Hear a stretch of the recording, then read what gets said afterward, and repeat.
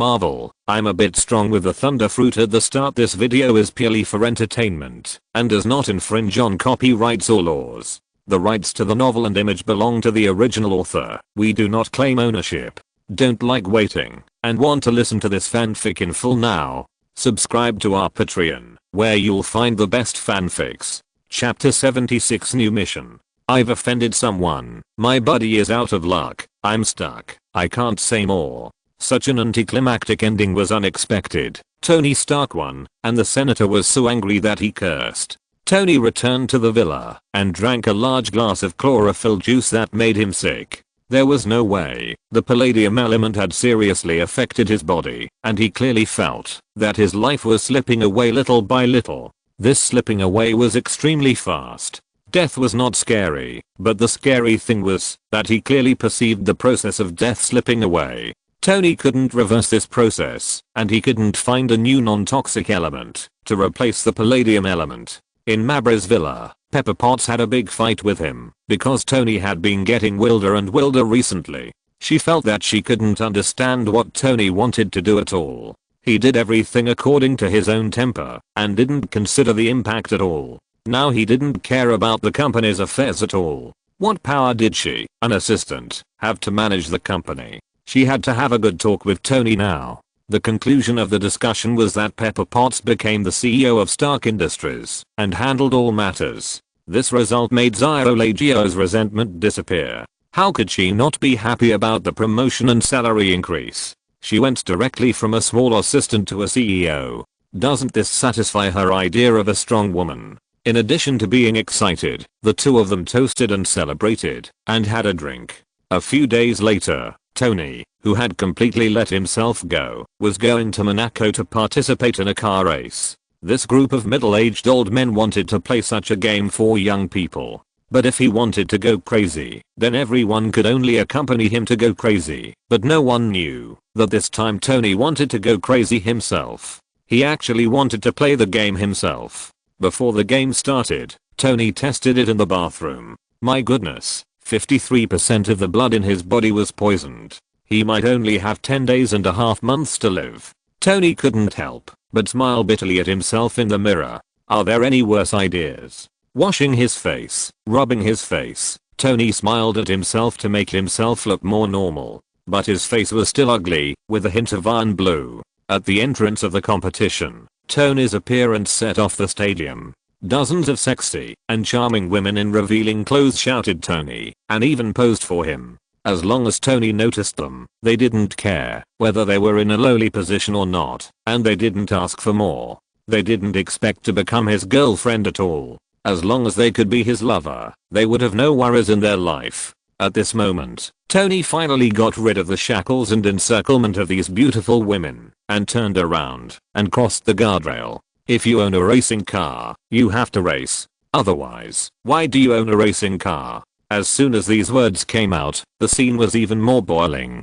Whistles, cheers, boos, and applause. They came one after another. Tony's behavior ignited everyone's enthusiasm. At this moment, Pepper was almost anxious to death. Sirloin? Sirloin? She shouted Sharon Carter's name in the banquet hall. That's right, this time it wasn't the Black Widow Natasha, because it was because of Chen Bei. Natasha had known Tony for a long time. Nick Fury could only ask Sharon Carter to do this kind of undercover work. Sharon Carter, as the niece of Peggy Carter, the founder of S.H.I.E.L.D., joined S.H.I.E.L.D. early. Sharon Carter is also the girlfriend of Captain America Steve in the future, or niece girlfriend for short. After all, this guy is quite capable. He hooked up with someone's aunt, and decades later he can still hook up with the niece. This kind of drama of aunt and niece together only exists in novels, but Steve really made it happen. Hearing Pepper's call, Sharon quickly appeared in a hurry. Did you know he was going to race? Pepper asked anxiously. No, I just found out now. Sharon Carter also answered with a puzzled look on her face. This Tony made her feel too confused. No one knew what he wanted to do in the next second. Alas, he can't race. I understand. How can I help you? Sharon Carter could only say this. Where's Happy? He's outside. Go find him. I need Happy. Okay, I'll go right away. Sharon Carter left in a hurry to find Happy. It turned out that Chen Bei from the United States was watching the game board. He knew that Tony would face a highly intelligent villain in today's game. Of course, Tony, under the aura of the protagonist, was not in any danger of life. Zilla. Chen Bei turned off the TV directly and lost interest completely. Ding, the system detects that the plot of Iron Man 2 has begun. Ding, now issuing a task. Please host completely disrupt the plot of Iron Man 2, complete the task, and reward a golden fishing rod. Sure enough, the system will never be absent. It may be late. Every time a big movie plot begins, it will give Chen Bei a task to send warmth. Otherwise, it would not be a system. Its purpose is very simple, that is, to let Chen Bei destroy the plot, and I don't know what it wants to do. However, its idea coincides with Chen Bei. Anyway, the system gave him too much, and he had no choice. The system's task has been issued, and the task at hand is to recruit Ivan Vanko and prevent him from falling into Justin Hammer's hands. Ivan Vanko's brain is still quite good, and his ability is also on the technological side. At least he can study armor and so on. We can't let such a guy die directly, even though he doesn't look like a good guy. He has a natural villain face. But who cares, as long as we can catch a good mouse. Chen Bei has no intention of watching the game. It's not like he hasn't seen the movie before, so he doesn't have any interest in it at all. The result is destined. He just needs to wait for Ivan Vanko to be caught. Chapter 77 Ivan Vanko's killing. At the race site, the roar of the racing cars made everyone's blood boil. If there are a few sounds in the world that can make people's adrenaline crazy, it must be the roar of the engine. There is no way. It is so attractive. Tony completely let go of himself at the beginning of the race, just like a desperate man racing. He has already put life and death aside, as long as he has fun first. This is the last crazy of this life. In a few days, he may have to meet Satan. As for why he went to hell to meet Satan instead of going to heaven to meet God, Tony still has some reason. He knows what kind of person he is better than anyone else. There is no way. He is the executioner. He didn't kill Boran. Boran died because of him. There are too many souls who died under the weapons he invented and manufactured. Wow, this feels great. This is the way a man plays. Wow, ha ha ha. On a straight track, Tony excitedly slammed the accelerator hard, almost stepping on the accelerator into the fuel tank. Little did he know that danger was approaching him step by step. Comrade Ivan Vanko outside the field was holding a toothpick in his mouth, walking around carelessly, his eyes full of confidence and excitement for the upcoming revenge. At this time, he crossed the guardrail and successfully entered the track disguised as a staff member. At this moment, everyone, whether in the field or in front of the TV, found something unusual. This guy doesn't play by the rules, he just wants to do it. Pepper suddenly felt a palpitation, thinking that something was going to happen, and immediately asked Happy to drive the Rolls-Royce to the track regardless of everything. Tony carried a simple escape suitcase armor with him, so it should be no problem to deal with this guy. In the middle of the track, Ivan Vanko unbuttoned his work clothes while walking, revealing the arc reactor inside. He took out 2 whip locks and turned on the power directly. As the saying goes, chopping the ground with a steel whip in hand, it really sparks, and lightning all the way. The special steel whip connected to the arc reactor was really powerful. It was sizzling with electricity all the way, and it looked particularly creepy. Ivan Vanko whipped the first car hard with a whip, and the unlucky car was instantly cut into 2 pieces. The car was as fragile as paper, and sparks flew everywhere, and fell to the ground. It was estimated that the unlucky racer was also finished, and went to see God. This incident directly shocked everyone, and they didn't know how to react for a while. After a few seconds, the crowd who reacted called the police directly, but the bodyguards and guards at the scene did not dare to step forward. Wow, God, this is a madman. Call the police. Call the police.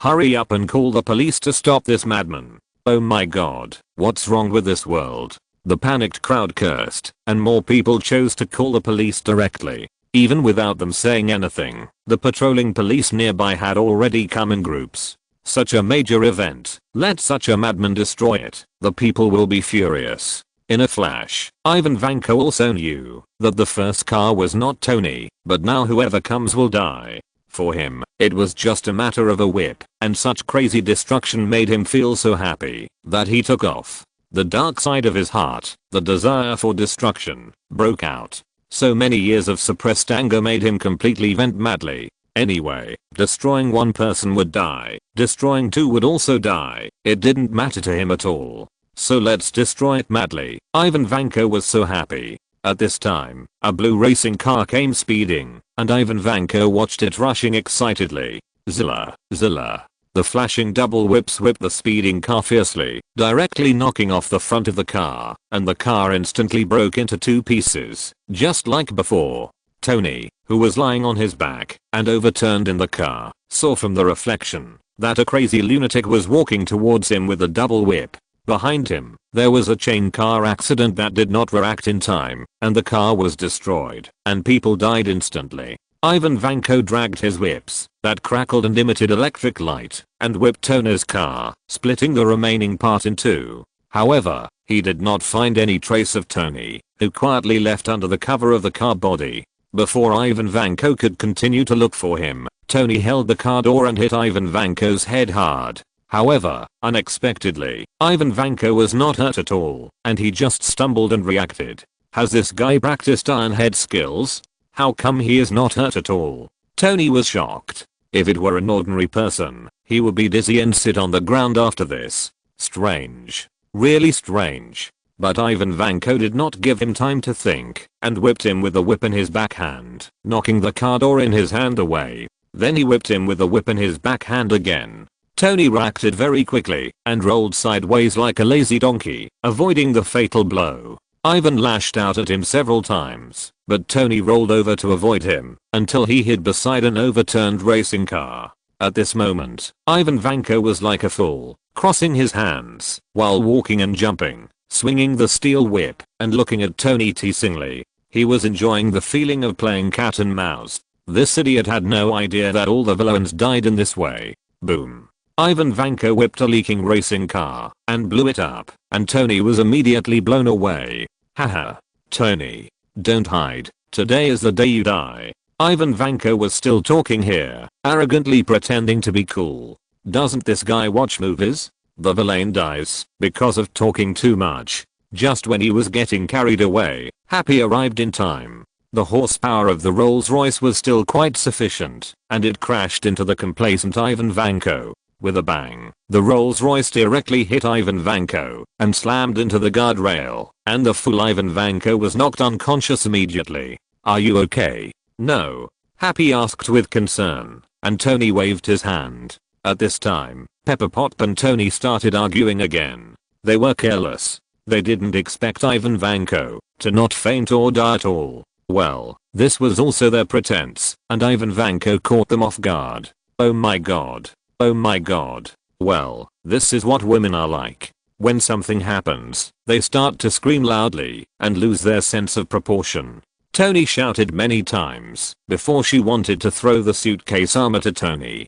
Zilla. Zilla. Iron Man is in place. The whole audience stood up and cheered for him. However, he was handsome for only 3 seconds. Tony pretended to be cool and directly charged and fired the palm cannon. At such a close distance, wouldn't he be a sitting duck? Ivan Vanko went up and whipped him without hesitation, interrupting his action directly, and his whole body was smoking. Well, this armor only has a palm cannon. Chapter 78 The Hidden Truth. An inch longer, an inch stronger. Ivan Vanko's steel whip is really a bit long. Tony's attack is always interrupted by him before it is launched. 1 shot, 2 shots, it's always like this. The two exchanged 7 or 8 moves in an instant, and Tony seemed to be at a disadvantage every time. Ivan Vanko's eyes became more sinister, and a perverted smile appeared at the corners of his mouth. Is this Iron Man? Ha ha ha. If this is true, then go home and eat salty rice. Weakling. Too weak. At this moment, Tony was hit by the steel whip and sparks were sizzling. Everyone was worried about him and shouting. It was really that this guy's attacks could not hit anyone, and he was targeted everywhere. No matter how many times he tried, it was useless. Tony. Come on for me. Tony, you are Iron Man. Beat him down. Come on. Beat this ugly guy. Come on. Come on. The audience was shouting and exclaiming, "How could evil defeat justice?" They all cheered for Tony. But Tony was also uncomfortable. This suitcase armor was really simple. Its attack method was just a palm cannon, nothing else. But he would not give up, because he was Iron Man. Tony also knew that the guy on the opposite side had no other attack methods, only those two electrified steel whips. As long as he found an opportunity and got close to him, the ordinary people on the opposite side who had no protection except the steel whips were no match for him. Just as Tony was attacking with the palm cannon and looking for an opportunity, the opportunity came. This is how fortune and misfortune go hand in hand. When Tony's attack was slow, Ivan Vanko seized the opportunity to wrap his right hand tightly with a whiplock, and the other whiplock was even thrown hard to wrap around his neck. Ha ha ha. Great. Ivan Vanko was proud in his heart. This time Tony was dead. Naturally, he would not let him go. Ivan Vanko swung the double whips in his hands hard, and Tony fell down. Bang. Tony was also unlucky, and Ivan Vanko was even more angry. He became violent. It was not enough to throw him once, but he threw him several times in a row. This time, it was really a slap in the face, hitting Tony hard in the face. Who is he? The boss of Stark Industries. Brother, who are the Iron Man Tony Stark? Don't want to say face? This is a live broadcast for the whole world. Where can he put his old face? So Tony's little universe exploded directly. He grabbed the whiplock fiercely, blocking the crackling attacks in the sky, and approaching Ivan Vanko step by step. Finally, this kind of injury for injury fighting method made Ivan Vanko terrified. I'm just an ordinary flesh and blood body. How can I stop Tony wrapped in iron armor? Tony, who finally got the opportunity, immediately bullied himself, and finally he could avenge his previous shame. Tony clenched his right fist and punched Ivan Vanko in the stomach under the thrust of the iron armor. This punch almost cramped Ivan Vanko's intestines. After being hit, Ivan Vanko instantly bent over like a roasted shrimp, his face flushed. This was not over yet, and he had no time to react. Tony had already accumulated power for the second punch, and a left hook hit him on the head. With a bang, Ivan Vanko felt that there were many more twinkling stars in front of his eyes, and his eyes were blurred. His head had its own thoughts, and it tilted violently, and then several teeth also had their own thoughts and flew directly. There was no way. His whole body felt like it was not his own. Before Ivan Vanko could take the next step to stop the loss and counterattack, Tony immediately threw him from his back. This time, Ivan Vanko fell to the ground with his head on the back. His head was swollen, and he was vomiting blood. This time he fell hard, and Tony took a step forward and directly pulled down his arc reactor. The next second, the subdued Ivan Vanko was handcuffed by the onlookers. Before leaving, Ivan Vanko laughed loudly, yelling hysterically, You lost. Ha ha ha, ha ha ha. You lost. You lost. Stark. Ivan Vanko's last few words were like a few slaps on Tony's face. It hurt. It hurt. The audience was also confused, and the scene was even more silent. They remembered Tony's arrogant words before. There is only one Iron Man in this world. No one can copy his invention. But the slap in the face was too fast. It was only a few days. Ivan Vanko's sudden appearance made Tony feel ashamed. Looking at the arc reactor in his hand, he scanned its data and crushed it hard. Snap. As if it didn't exist. This was proof of shame. At this moment, Justin Hammer, who was watching the game, looked at Ivan Vanko, who was taken away, and his mind was racing. Soon, he showed a weird and mysterious smile. This guy is something interesting. Ha ha ha. Tony, this is a gift from God to me, a surprise. Your Stark Industries wants to suppress me. That's wishful thinking. Justin Ham looked at Ivan Vanko, who was taken away, and immediately had his own calculations. Hammer Industries and Stark Industries have been mortal enemies for a long time, but Tony always suppresses them. There is no way. Who told Tony to be the protagonist? He is just a supporting role born to be slapped in the face by the pig's feet. In the interrogation room, Tony met this unlucky villain comrade Ivan Vanko. We checked his fingerprints, and there was nothing, not even his name. The inspector said helplessly. He didn't even say his name. You have 5 minutes to visit.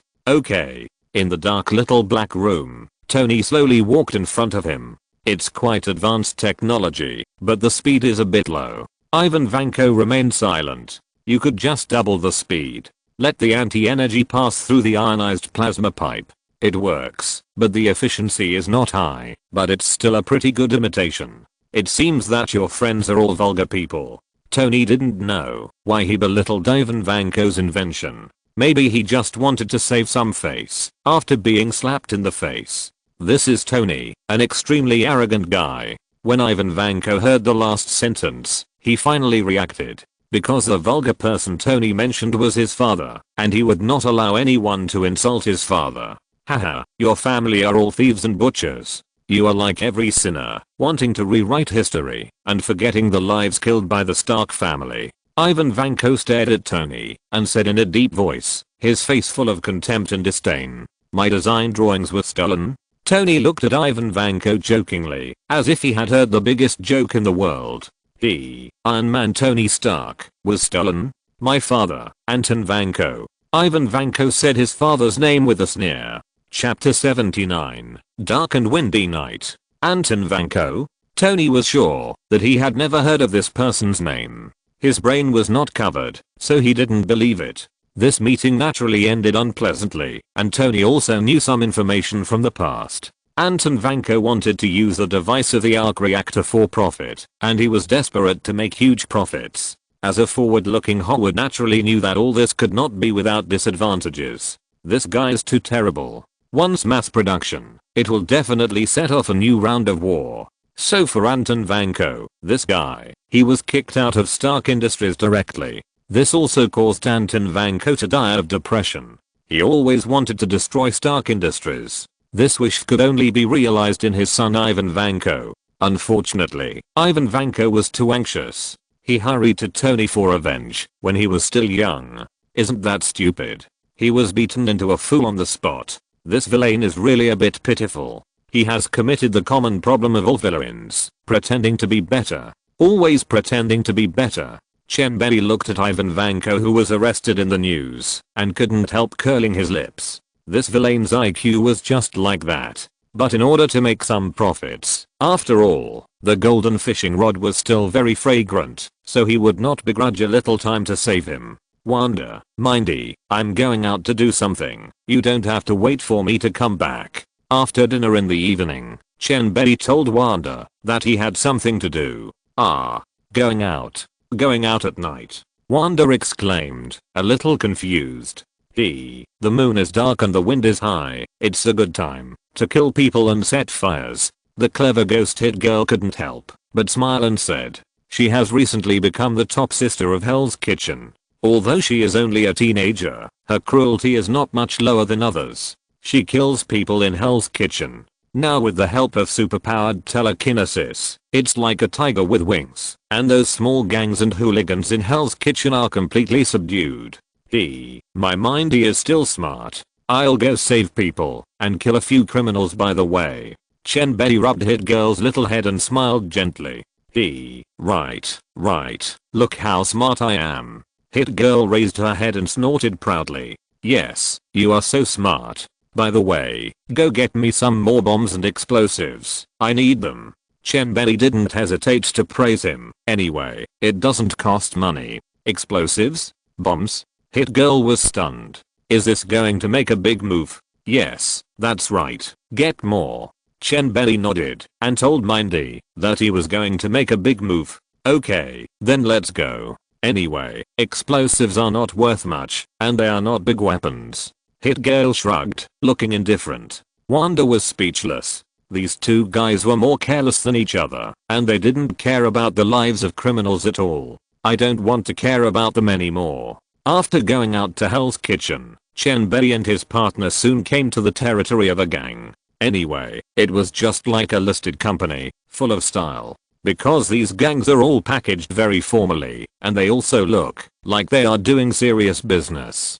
In a warehouse, there are various types of pistols, automatic rifles, high explosive grenades, micro bombs, etc. The most powerful ones are shoulder-fired small rockets. They can't use large weapons. These guns are enough. They are not armed forces, but just gangs. Chen Bei smiled slightly at the dazzling array of weapons and bullets. There are quite a lot of good things, not bad. He couldn't help but nod and admire. Take whatever you like. Meng Di was also very happy that she could help Chen Bei. Well, I'll pick some. After Chen Bei finished speaking, he looked at the ammunition on the shelf. He threw the explosive packs, time bombs, grenade seeds, and RPGs directly into the system space. Okay, enough for me to use, Chen Bei said with satisfaction. Okay, it's enough for you. Meng Di nodded. A prison in Monaco was as quiet as usual. All the prisoners here were serious criminals who were sentenced to decades or hundreds of years, but there were not many death penalty sentences. It was as quiet as usual, and the prison guards were not vegetarians. Those who committed crimes were all honest. It was more than 7 o'clock in New York, and it was already 1 o'clock in the morning in Monaco. Chen Bei arrived in Monaco without anyone noticing, but their nightlife had just begun. Chen Bei picked a strong man who was robbing a gang and killed him casually and then threw him into the system space. In the prison, everyone was sleeping soundly except for a few big brothers who couldn't help but catch a few feminine brothers to play poker secretly. Silly girl, enter stealth mode. Chen Bei took out the crystal doll and gave the order. Okay, brother Chen Bei. The silly girl smiled sweetly and immediately turned into a long stream of data and directly merged into Chen Bei's body. At the same time, Chen Bei quickly entered stealth mode. Silly girl's auxiliary function is really good. Chen Bei laughed slyly. He looked in the mirror and really couldn't see anything. After Chen Bei teleported into the Monaco prison, he wandered around as if he was in an empty space. Since he was invisible, no one could see him, so he just looked for him openly. He wanted to see where Ivan Vanko was imprisoned. After walking around for 10 minutes, he saw him in a cell in the corner. This guy was really guilty of a heinous crime. He was directly tried in half a day, completely skipping other links, and was directly imprisoned. He killed several racing drivers in front of the whole world, and it was broadcast live around the world. This must convey a message to the whole world, that is, Monaco is not safe. This is really a very bad impact on their image. Who would dare to travel to Monaco in the future? The authorities impolitely locked him up and sent him back to his hometown in a few days. Hey, Ivan Vanko? Chen Bei, who teleported to the last cell, shouted softly. Don't mention it, this is still a single room. This treatment is good. I guess they're afraid that this guy will continue to kill people, so they can only imprison him alone. Huh? Who are you? Where are you? Why can't I see you? Are you a human or a ghost? Ivan Vanko heard someone calling him, but no one showed up. Wouldn't he be scared to death in the middle of the night? There are too many deaths in the prison. Could it be? He almost peed himself out of fear. This supernatural event was too terrifying. Haha, of course I'm a human. I'm taking you away, but you have to be loyal to me in the future. This is the condition. In the darkness, the invisible Chen Bei sneered. I'll let you be my younger brother? Not impossible. Do you have the money to support me in defeating Stark Industries? Ivan Vanko asked in a deep voice. Good guy, he's still putting forward conditions. He really has a big appetite, but this condition is not impossible to agree to. After all, isn't everything he studies to make wedding clothes for himself? Okay, I promise you, there is plenty of money. Chapter 80 Fireworks Show. Chen Bei agreed after a little consideration. As long as he can make money, why think so much? Okay, follow me. Go? How? Ivan Vanko was confused. Where was he going? He thought that the voice came but no one appeared, and he thought it was some small device that came in remotely. After all, there are a lot of high tech in the Marvel world, and there are still such technologies that find a loophole to get in. He also thought that Chen Bei was just notifying him to prepare for the transaction. As for leaving, he didn't think about anything else. At least he wanted to find someone to get him out, or break out of prison. Chen Bei didn't explain too much to Ivan Vanko's doubts. It would be a waste of time to explain to such a supporting role. Just follow me. Why so much nonsense? Chen Bei snorted coldly, grabbed Ivan Vanko's shoulders directly, and condensed the telekinetics ledger hammer to smash a big hole in the wall. Then he took him to a suburb directly, far away from Monaco prison, and didn't worry about being chased by others. Are you a mutant? Ivan Vanko had no time to react. Chen Bei's action was too fast. He smashed the wall and teleported here in less than 3 seconds. Ivan Vanko was so shocked that he couldn't figure it out. It doesn't matter if it is or not.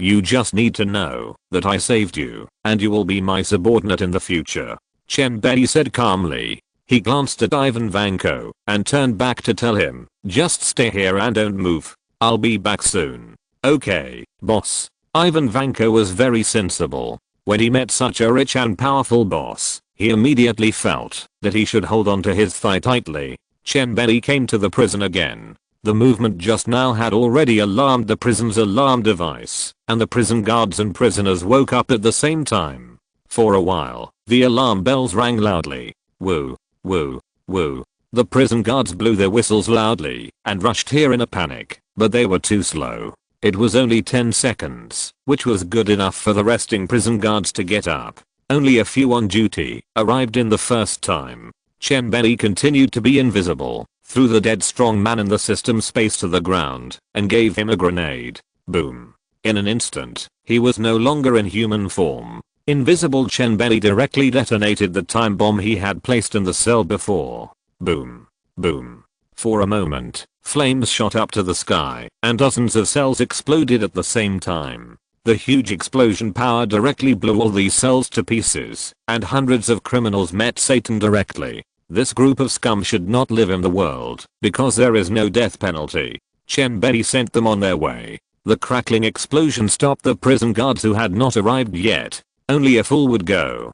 Didn't you see those burning rooms? And there would be occasional explosions between the ruins. Are they going to die? The huge impact made them wonder if it was a terrorist attack. What secrets were there? They were just paid, so they would not risk their lives for such a small amount of money. After all, everyone knew that they only had one life. Looking at the flames all over the sky, they stayed halfway to enjoy a fireworks show for free. Well, the whole cell has gone up to the sky. After they waited for an hour, all the rescue and firefighting were in place, and with the help of everyone, the fire was put out.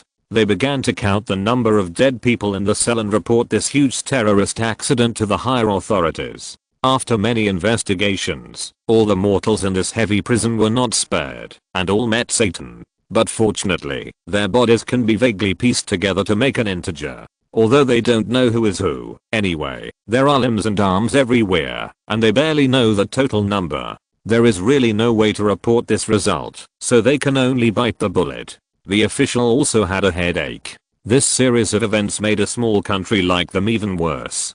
Who dares to come to such an unsafe place? The tourism industry on which they depended for their survival collapsed. It is foreseeable that they will not have a good life in the next few years. It will probably take a few years for others to forget this pain. Of course, all this has nothing to do with the initiator, the culprit. He has taken Ivan Vanko back to New York. You are going to Hell's Kitchen now. Someone there will arrange your current activities. Get familiar with New York first. Seeing that you stay in the dark all day, your mind is only about revenge and work. Your brain is wordless. Open your eyes and look at the world. On the path beside Hell's Kitchen, a young man was admonishing a slovenly and frightened middle-aged man. These two people are naturally Chen Bei and Ivan Vanko. This guy feels like he is still dreaming. He was just in Monaco, and he was in New York in a few seconds. Oh my god, I'm not dreaming, boss. He looked at Chen Bei in doubt, with an expression of disbelief in his eyes. Get lost, that's all you can do. Can you show some worldly experience? You'll be embarrassed if you go out like this. Stay calm. Stay calm. Do you understand? Chen Bei laughed and scolded. It was really like Grandma Elu entering the Grandview Garden. Oh, I understand. I understand. Ivan Vanko agreed quickly, but the shock in his heart could not calm down for a long time. Is this the world of mutants? The powerful individuals are really fascinating. Maybe mechanical technology is on the wrong path. No matter how powerful your mechanical technology is, how much progress can you make in just a few decades? Since Einstein, how long has it been since there has been a breakthrough in theoretical research in physics research? Without theory, how can there be practice? Ivan Vanko deeply doubted whether the earth was locked up. Tonight's experience has brought about earth-shaking changes in the worldview, life outlook and values of Ivan Vanko, a Villain scientist. Maybe biotechnology is the right thing. The end of science is theology. Otherwise, why do those top scientists believe in the creator's doctrine in their later years? It's just that the creator they believe in is not a person or a thing at all, but just an analogy, perhaps an abstract existence, and not the kind of mythical figure that ordinary people understand. Ivan Vanko shook his head and abandoned the unrealistic idea at the moment. At this time, a yellow-haired boy ran over happily. He looked at Chen Bei with great flattery and said, "Boss, my name is Johnson Kron, and boss Mindy asked me to pick you up. Johnson, this is Ivan Vanko. Help him get an identity, protect his safety, and take him to get familiar with the place in the next few days." Chen Bei said lightly, "Yes, yes, yes, don't worry, I promise to do it beautifully." The younger brother nodded like a chicken pecking at rice, knowing in his heart that he had done a good job, and the boss must reward me with a lot of money. "Okay, I'm leaving. Ivan, have fun. Don't be alone all day. Your brain is what's." Chen Bei waved his hand, reminded him again, and left. The first step of the plan is completed. Chapter 81 Thor's hammer is coming. Time flies and another week has passed. This week was quite peaceful. Ivan Vanko, a guy who lacks love and calcium, was completely obsessed with the blonde girls in the glamorous world. Until one day, at the Stark Industrial Building, Coulson came to say goodbye to Tony, and Sharon Carter followed him. "Oh, so you are also an agent of S.H.I.E.L.D. Tony was unhappy. He was fooled again. He was quite interested in this sexy girl, but she turned out to be an agent of S.H.I.E.L.D. He began to doubt whether his company was completely infiltrated by S.H.I.E.L.D. "Haha, Tony, we are here to say goodbye. Agent Sharon Carter will be your new contact person from now on." Coulson smiled very gentlemanly.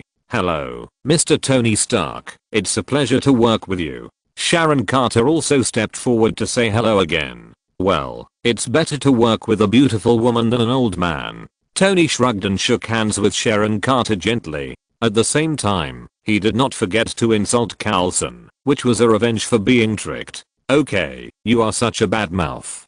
Coulson smiled and patted Tony on the shoulder. "By the way, now it's Sharon Carter, so where were you assigned to go?" Tony asked curiously. "Me.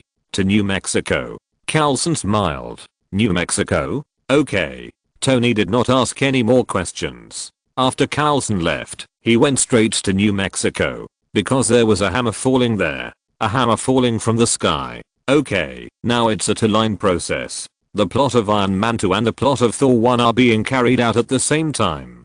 Because this is the real world, there is no single personal movie vision. On the S.H.I.E.L.D. side, Nick Fury saw the hammer and couldn't help but secretly let the S.H.I.E.L.D. agents go there as soon as possible. This kind of mysterious incident must be handled by them, and this hammer is even more mysterious and abnormal, which can be classified as Item 084. I wonder whose sacred weapon this hammer is? Nick Fury frowned, touched his chin, and muttered to himself. After thinking for a long time, he still said that he had never seen any records in this regard. What to do? What to do? Just when he was at a loss, a name popped into his mind. Chen Bei. Isn't the mysterious Chen Bei known for knowing the past and the future? Then he must know something. Isn't this mysterious guy just greedy for money? Then use the power of money to corrupt him. Hello, is this Mr. Chen Bei? Chen Bei, who was daydreaming in the yard, was awakened by the phone call. Chen Bei, who was unhappy, picked up the phone after seeing the number.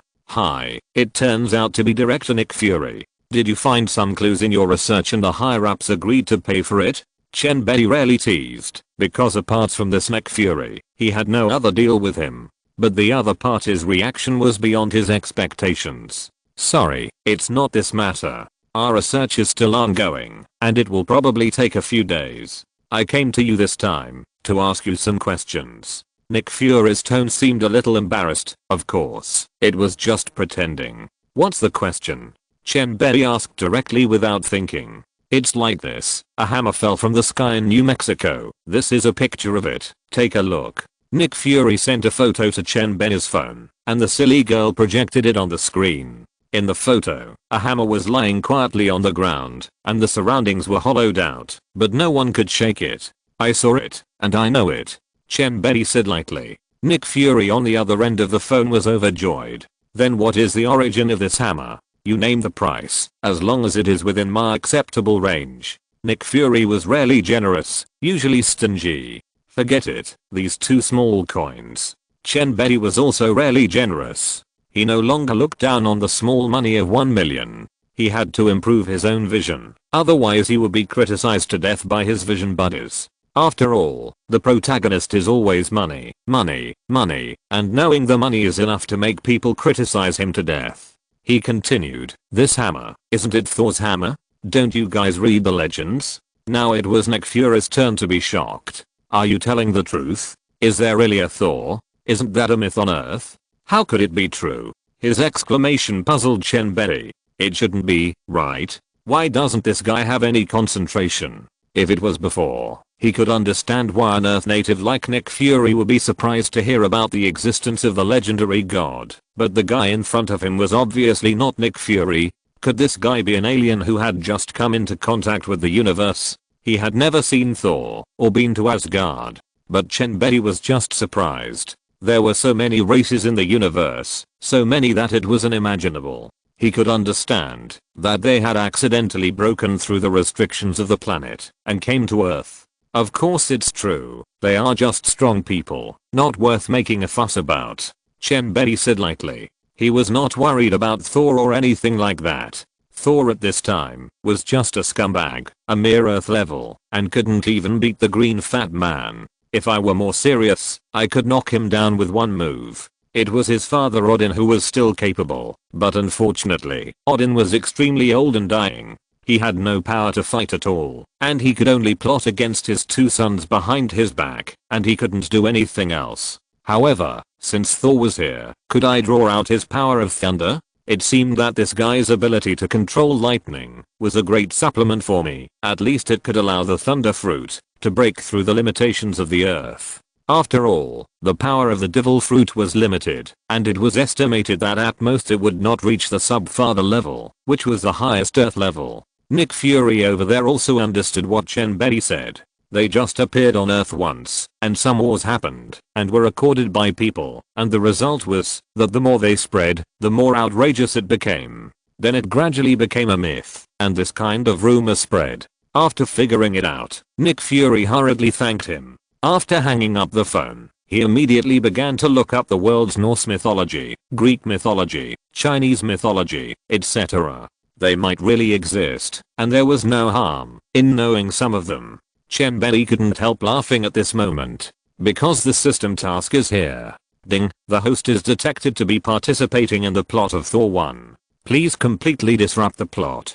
Completing the task will reward the host with a golden fishing rod. This task came just in time. The plot of Thor is extremely simple. That is, Thor was deprived of his divine power and fell to the earth, and finally repented and stood up again. Then why don't I let him stand up so easily and then pick up the female Thor Jane Foster? So, it's enough to trick Thor and pick up beautiful girls. If you're listening to this novel on a channel other than Fanfic World, it means they downloaded and uploaded it without effort. We cordially invite you to visit our channel, Mundo Fanfic Novelos. There you'll find the original version of this story and you can explore many other novels of various genres. We're waiting for you to immerse yourself in a world of incredible novels. Chapter 82 Stanley. OAA appears. The side came to New Mexico. Thor has arrived at this moment, but this buddy is a little unlucky. He was hit by the big donkeys of Jane and others as soon as he came up and was electrocuted by Daisy. Well, Thor is afraid of electricity. This guy's luck is really unmatched. He was just deprived of his divine power by his father, and now he is just a strong mortal. As a result, misfortunes never come singly, and he was sent directly to a mental hospital. It's really not Jane's fault. This guy actually claimed to be Thor, the god of thunder. What is this, if not a psycho?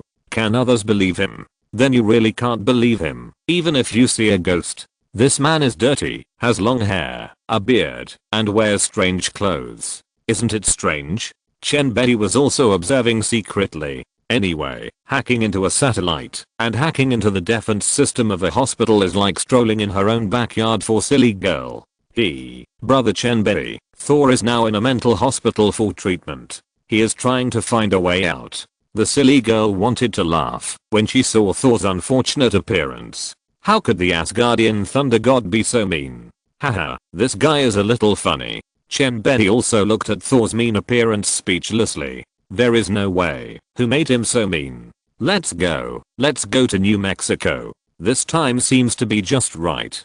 Chen Bei smiled and talked to himself and planned to go alone first. This trip is an important operation. How can I take others with me? Isn't that looking for trouble? Leaving a note on the refrigerator, Chen Bei disappeared in a flash and headed straight for New Mexico. In a small town in New Mexico, a guy driving a pickup truck first discovered the hammer that fell on the ground. At this time, a huge hole had been smashed into the ground, and the area of several hundred meters seemed to have been stepped on by a super monster, and a large piece was completely sunken. The old man driving the pickup truck got out of the car in a hurry. He was quite curious to see the hammer standing alone on the small mound.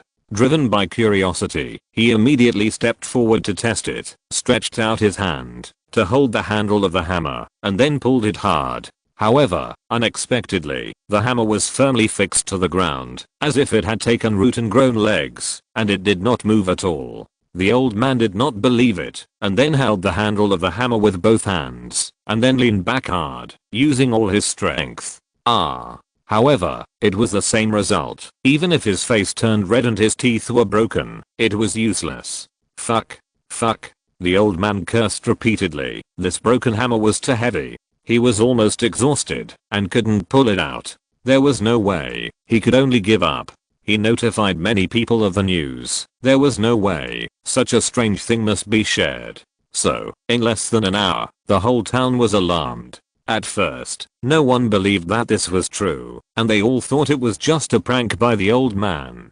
However, who doesn't have curiosity? After the first strong man who tried to pull the hammer out almost suffocated himself to death, the news spread. One person told 10 people, 10 people told 100 people. More than half of the people in the town came. Everyone wanted to give it a try, because there were always people who didn't believe in it. Now, everyone was exhausted. Until Chen Bei showed up, the newcomers were still eager to try, and they used their tools.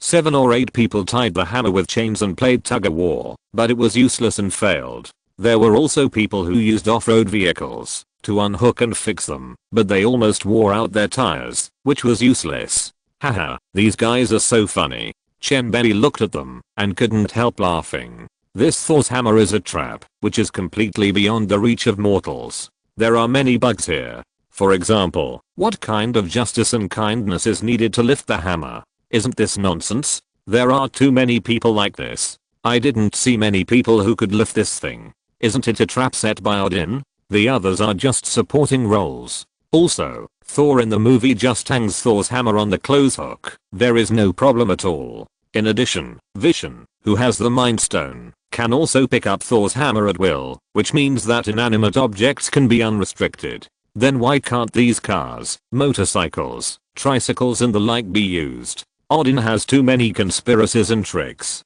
He is worthy of being an old fox who has lived for thousands of years. He plays everyone around. In fact, all this is just paving the way for Thor. He treats everyone as the object of Thor's trial. Forget it. Just watch here. Make sure the hammer is here, and watch the show slowly. Chen Bei shook his head, and he was not interested in watching such diligent and happy people. Suddenly at this moment, he saw an old man. Also here.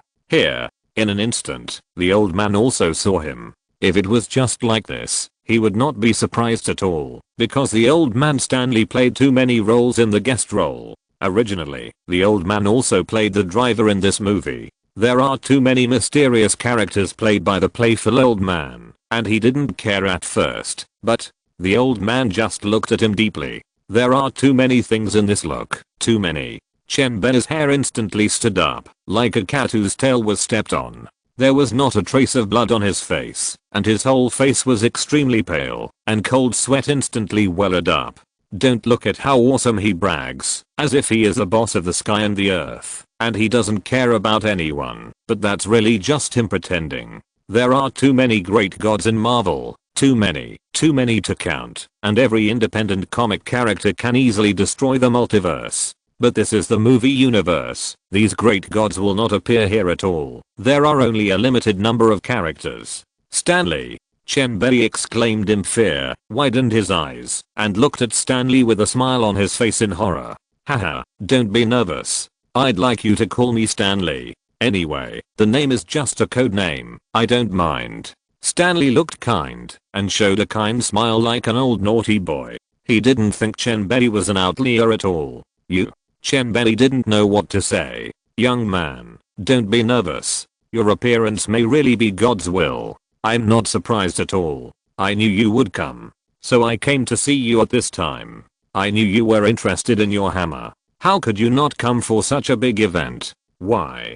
Do you want to try it? Old man Stanley said that he just wanted to see Chen Bei, and there was no other intention. He also teased him and asked him to try it. No, I know my own weight. Chen Bei waved his hands repeatedly and said self-deprecatingly, haha, a good young man, knowing when to advance and when to retreat, judging the situation, and knowing himself. Old man Stanley looked at Chen Bei with admiration. This guy was the second good young man he had ever seen. Although he is far inferior to that guy named Chen Zi now, there is still hope for the future. Chapter 83 OAA's warning. Chen Bei did not comment on OAA's praise, and was not excited at all. He was just being polite. No one could make the creator of this huge universe give him a good compliment. Chen Bei still had some self-awareness. With his small arms and legs, what could he do? But he was still curious. Why did the old man look for him? What do you want to talk to me about? He couldn't help but ask out loud. I came here today to tell you that your progress is a bit slow, and other people are much faster than you. Mr. Stanley said lightly, but Chen Bei didn't understand what he meant. The progress is a bit slow? He didn't know why he said that. Seeing Chen Bei's puzzled look, Mr. Stanley said again, you don't know yet. There are many time travelers like you. They are distributed in various universes. Of course, the progress of each universe is different, but their speed is very fast. You are the darlings of each universe, representing the major universes behind you. Don't let people down. 10 years later, all time travelers will gather in the 1610 Ultimate Universe. At that time, you will compete for the strongest 4-person team to represent our Marvel universe to conquer other universes. Because the only way to advance between universes is to plunder. Of course, there is only one fate for losers. You should know. Mr. Stanley finished slowly. Chen Bei was so shocked that he didn't know what to do and stood there. This news came too suddenly, and this news was too big. He couldn't accept it for a while, and his brain couldn't digest it. Okay, young man, think about it carefully. I still have high hopes for you. By the way, you are all from the same family. Before leaving, Mr. Stanley smiled teasingly for the last time, and then disappeared. As he left, the time and space of the universe returned to normal again, and everyone began to act normally. No one felt what happened here, and the entire universe was paused. Under the action of OAA, the universe was nothing more than a toy. For a long time, Chen Bei, who was standing there, opened his eyes again. All this was like a dream. It turned out that he had been discovered by OAA a long time ago, and he thought no one knew about it. It was really ridiculous. Fortunately, he met OAA, who had no hostility towards him, otherwise he would have to say goodbye. Think about it, as the creator of the universe, if there is any soul that does not belong to this huge, complex, infinite multiverse intrusion, how can it not be known to others? Forget it, don't think too much, there are still 10 years, as long as I speed up the process a little, it will be enough. Chen Bei thought again, his plan should be faster. It's only been a few months, and he has become very powerful, in time. Looking at the crowded hammer pit, Chen Bei left silently. The hammer that fell from the sky made the town suddenly prosperous. As time went by, many people came here to visit, and the residents of this town began to set up stalls around the hammer pit. Barbecue, grilled meat, hamburgers, pizza, beer, and drinks. These fast foods came immediately. The income of this day is more than the past week. They think that making a day's profit is good. Hammer, don't leave early. In Asgard, after attacking the territory of the frost giants with Thor last time, Loki found something unusual. Because he was not injured when he was attacked, but the icy energy seemed to stimulate some kind of blood in him. This matter is too strange. It can even be said to be a fairy tale. He is the prince of Asgard. How could this happen? At this moment, Loki is arguing with the Asgardian group of 4. Loki, you should go to the father of the gods and ask him to let Thor go. Sif looked at him seriously and said. Loki said in a deep voice, what if I go? I love Thor more than you do, but you know what kind of person he is. Arrogant, reckless, extremely dangerous. You saw what he did today. Is this what the king of Asgard should be like? After Loki finished speaking, he turned around and left angrily, leaving without any hesitation. He has more important things to do now. He wants to know who he is. As the god of trickery, his thoughts are naturally needless to say. He has his own mature considerations. If he has any doubts, he will personally solve all the doubts. He will not foolishly convince himself and believe in the lies that deceive him. He wants to verify everything. Laufey once said that there are traitors in the house of Odin. The magic master has the ability to bring 3 Jotun giants into Asgard. Hogan said seriously. They are now wondering if this is Loki's trick behind the scenes to frame the stupid Thor. While they were arguing, Loki had quietly approached the Asgardian treasury and found the artifact of the Frost clan, Icebox. This artifact that can freeze an entire planet is extremely dangerous unless one's own strength is very strong, like Odin. If one's strength is not enough, only the frost giants can touch it. Otherwise, there is really only one way to go.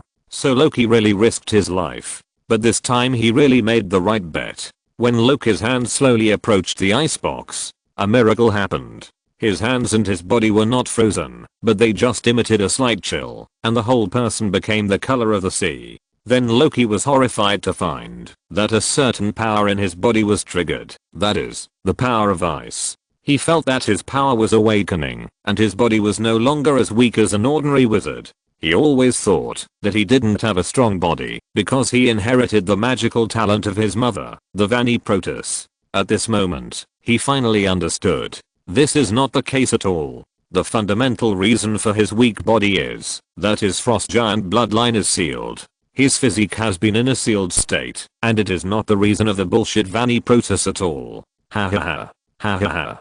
Ha ha ha. I, Loki, the Prince of Asgard. I'm actually a frost giant. Ha ha ha. Ha ha ha. What a huge irony. What a huge irony. The completely transformed Loki laughed up to the sky, and the manic Loki roared like a madman. The hysterical laughter made Loki look like a madman, with tears streaming down his face. Loki felt that his life was such a failure, that he had been living in self-deception, like a fool, and had become a laughing stock in the eyes of many people. What a tragedy he was. Ha ha ha. Me, Loki, a clown. Chapter 84 Loki's collapse. At this moment, Odin appeared. Loki's madness had long been seen by him. He didn't want to show up, but seeing Loki so grief-stricken, he couldn't help it. Put it down. Looking at Loki's back, he shouted. But Loki was not moved at all, and he didn't put down the icebox in his hand. He just turned his back to Odin. Maybe he was struggling. He was expecting an answer. He wanted to hear Odin tell him in person that this was not true. So, Loki whispered with great expectation, "Am I cursed?" He was still fantasizing in his heart, fantasizing that Odin would even lie to him. No. Who knew that Odin's voice came out immediately, and Oma broke his last fantasy. His dream was shattered. Loki asked in a hoarse voice, "Who am I?" "You are my son," one-eyed Odin said decisively. "After 1,000 years, even a piece of stone has feelings." At this moment, Loki's body trembled suddenly, and his heart seemed to be hit hard. He slowly put down the icebox, and slowly turned around. The blue light on Loki's face slowly faded, and his frost giant features slowly disappeared. If he didn't get close to the icebox, his features would disappear, but it didn't matter. He finally understood who he was. Loki walked towards Odin step by step. He questioned Odin as he walked. "What else?" The icebox wasn't the only thing you took from Jotunheim that day, was it? Hearing Loki's low and sad question, Odin's mouth trembled slightly, wanting to say something, but he didn't know how to say it. His eyes were also full of nostalgia and sorrow. He hated the mistakes he made when he was young, which plunged the people of the Nine Realms into dire straits. That's right. Finally, under Loki's gaze, he sighed helplessly. He looked at Loki with eyes full of regret. After the war, I walked into the temple and found a baby, the young offspring of the frost giants. Abandoned, very painful, waiting to fend for themselves. It's Laufey's son. Odin, who was lost in memories, regretted more and more, and tears flashed in his eyes. Leof's son? After hearing this, Loki also understood. The baby was him. He was Laufey's son. He was actually the offspring of the leader of the frost giants who had always been regarded as a sin by Asgard. Good. Well done. He has made another step forward. That's right. Odin nodded and did not deny it. At this moment, Loki shook his head again and again. Why is this? He simply cannot understand Odin's actions. Why? You have killed countless giants in Jotunheim. Why do you want to take me away? Loki really couldn't believe it. His eyes were full of angry confusion. Why did you let him go? If he hadn't let him go, he wouldn't have to live in Asgard like a clown. You are just an innocent child. Odin replied. No. You took me away for another purpose. What is it? His eyes flickered at this moment. How could he, as smart as he was, believe it? He was not the foolish and reckless man like Thor. Odin opened his mouth, not knowing what to say. He felt sorry for his son who was almost tortured to madness. He was afraid that he would tell the truth. He really couldn't accept it. Tell me. Loki's face was hideous, his eyes were wide open, and he yelled hysterically. Looking at this son who was asking for the truth, Odin was helpless. He could only tell him the truth. I hope that one day, the two tribes can unite, form an alliance, and bring permanent peace through you. Loki yelled with tears in his eyes. What? Odin shook his head gently. But, that doesn't matter anymore. Loki, who was on the verge of collapse, let the tears flow down his cheeks. So, I'm just another stolen souvenir? Trapped here, waiting to be used someday? Odin sighed deeply. Why do you want to misinterpret my words? Loki didn't listen at all, and quickly vented his anger. You could have told me my identity from the beginning. Why didn't you say it? Faced with such questioning, Odin explained. You are my son. I just want to protect you from the truth. Odin trembled slightly when he said this, and the light in his eyes began to slowly disappear, but the angry Loki didn't notice it at all. Why? Because I'm a monster that parents use to scare their children before they go to bed? No. Odin said weakly. His body began to shake. He was really too tired, exhausted.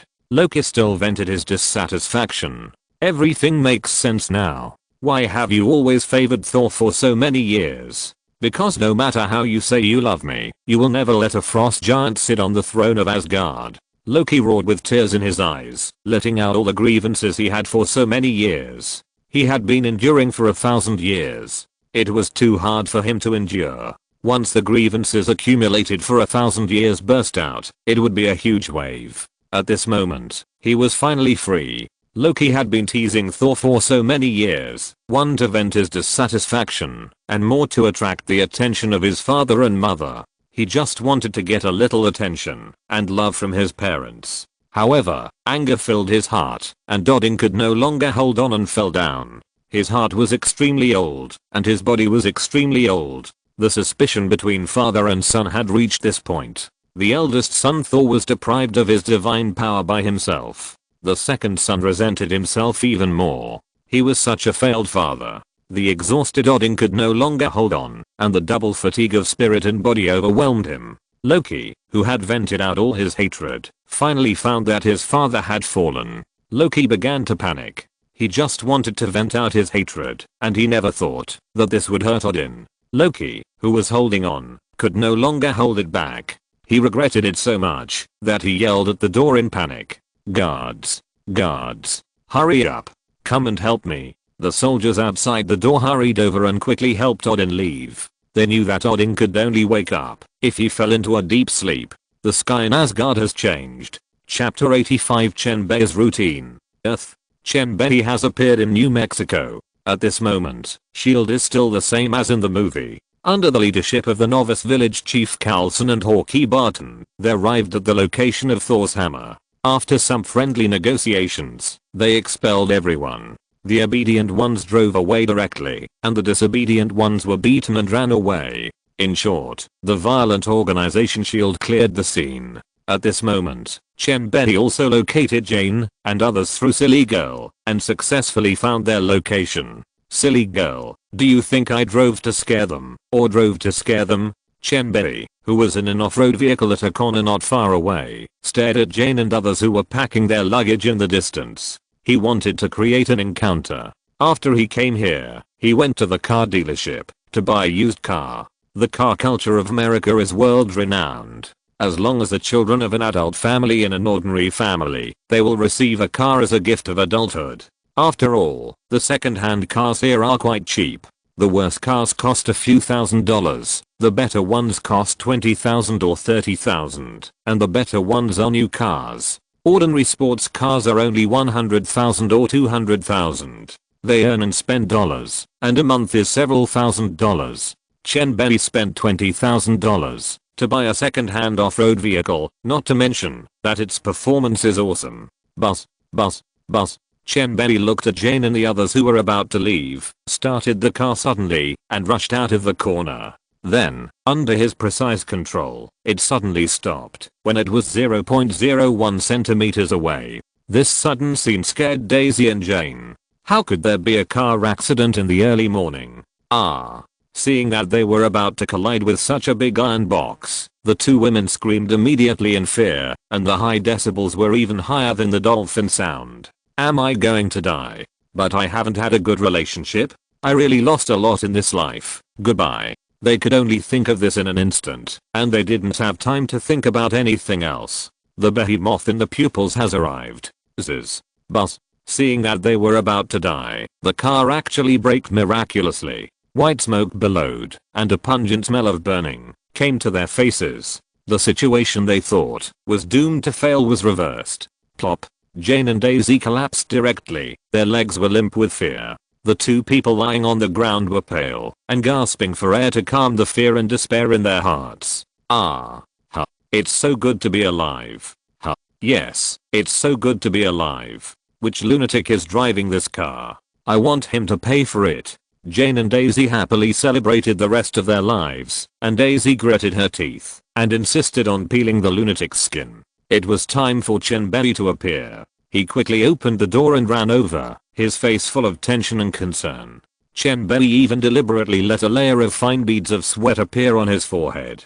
This is the only way to show your sincerity, that you are a big good person, and the city routines are deep. Sure enough, such a performance made Daisy, who had just made a harsh statement, slap her face instantly. Such a handsome guy, still caring about me so much, wouldn't it be a shame to skin him? I have to eat a bite first. No, I have to eat for a long time. It smells so good. Chen Bei hurriedly asked with concern. Ladies, shall I take you to the hospital for a checkup? You all look bad. No need. We are fine. No one hit us. Just a little scared. It will be fine soon. Jane shook her head and said in shock. Yeah, no need. We are fine. We were not hit. Daisy also took over the topic on the side and said very generously. Then I scared you. I can't just walk away. You can make any request. Otherwise I will really feel guilty. Chen Bei turned his eyes and looked at them sincerely. Make a request. Hurry up. Otherwise, how can I act with you? Otherwise, how can I pick up girls? Chen Bei shouted in his heart. I can accept any request. Sir, I'm fine. I really don't need it. Jane still shook her head and said calmly. But Daisy couldn't do it. In an era where appearance is justice and values are determined by appearance, she, as a typical woman of the new era, had her own plans.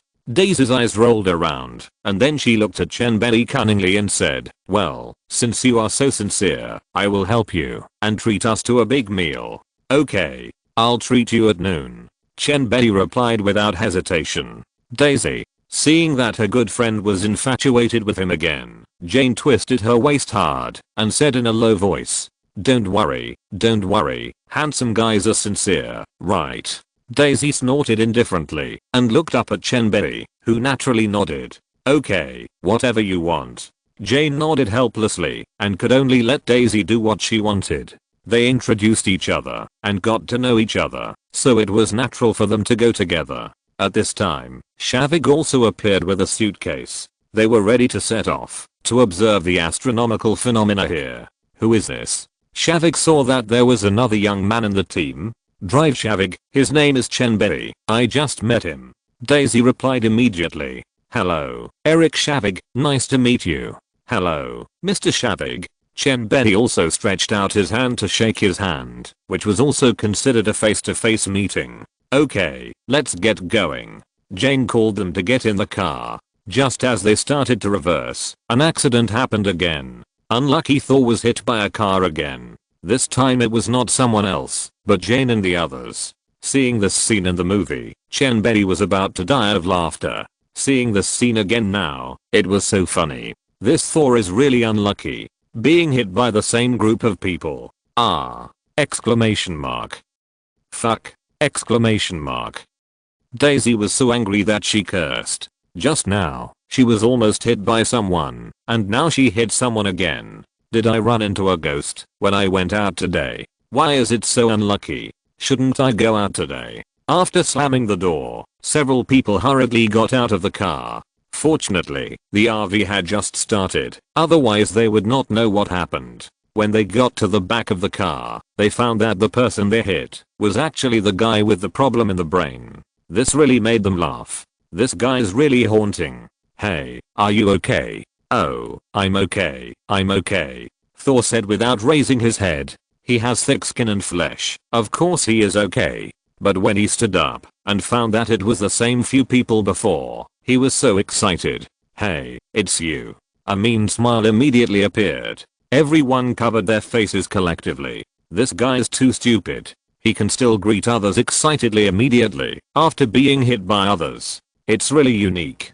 Chapter 86, Thor, the Unsophisticated. The silly Thor was picked up by Daisy and the others by accident. If the poor guy hadn't met Daisy and the others, he would have been homeless again, hungry, sleepy, and even in jail. Why? Could this silly guy really beg? He is a person with no money, so he must have a free meal, and then be caught by the FBL for free food. This guy is just stronger than ordinary people now, and it is impossible for him to withstand bullet attacks. If things go wrong, he can get a box lunch. They didn't care about picking up Thor. Daisy and Jane thought that it didn't matter if they brought one more person. After this period of time, they would definitely send this guy to a good mental hospital. They couldn't just let him wander around.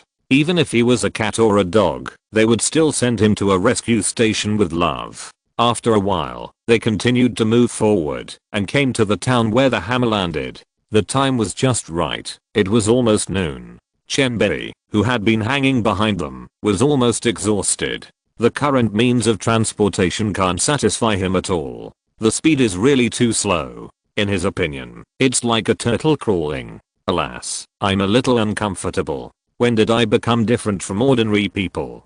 Chen Bei sighed slightly. His mentality has really changed. As his strength becomes stronger, he feels more and more restrained around him. He really feels more and more that this earth is backward, and there is not even one person who can fight. Looking at the mean Thor who got off the car in front, Chen Bei felt a little bored. This guy is too weak. He is still Thor, but now he is just a strong ant. Even if he turns into Thor, he can't stop his kick. That cuts off his descendants. Alas, how lonely it is to be invincible. Click. Chen Bei slammed the car door and walked over. It feels like the feeling of being lonely at the top.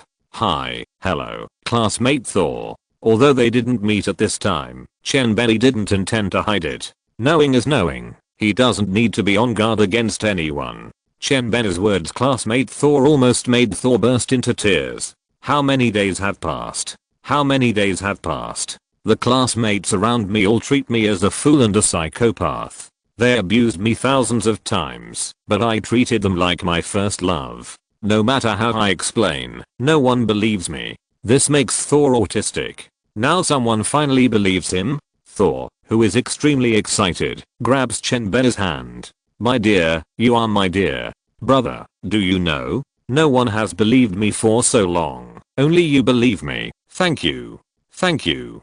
Don't worry, when I recover my divine power, I will definitely give you the best treasure of the fairy palace, and I will protect you in the future. He almost spoke incoherently and said a lot of things excitedly. Thor's face was full of wrinkles with a smile, coupled with that silly look. Isn't this a complete idiot? Chen Bei didn't care about everything Thor said. The treasure of your fairy palace? Just you, Thor? You can't go back. When you go back, there will be civil strife. I will take the opportunity to rob your Asgard treasury?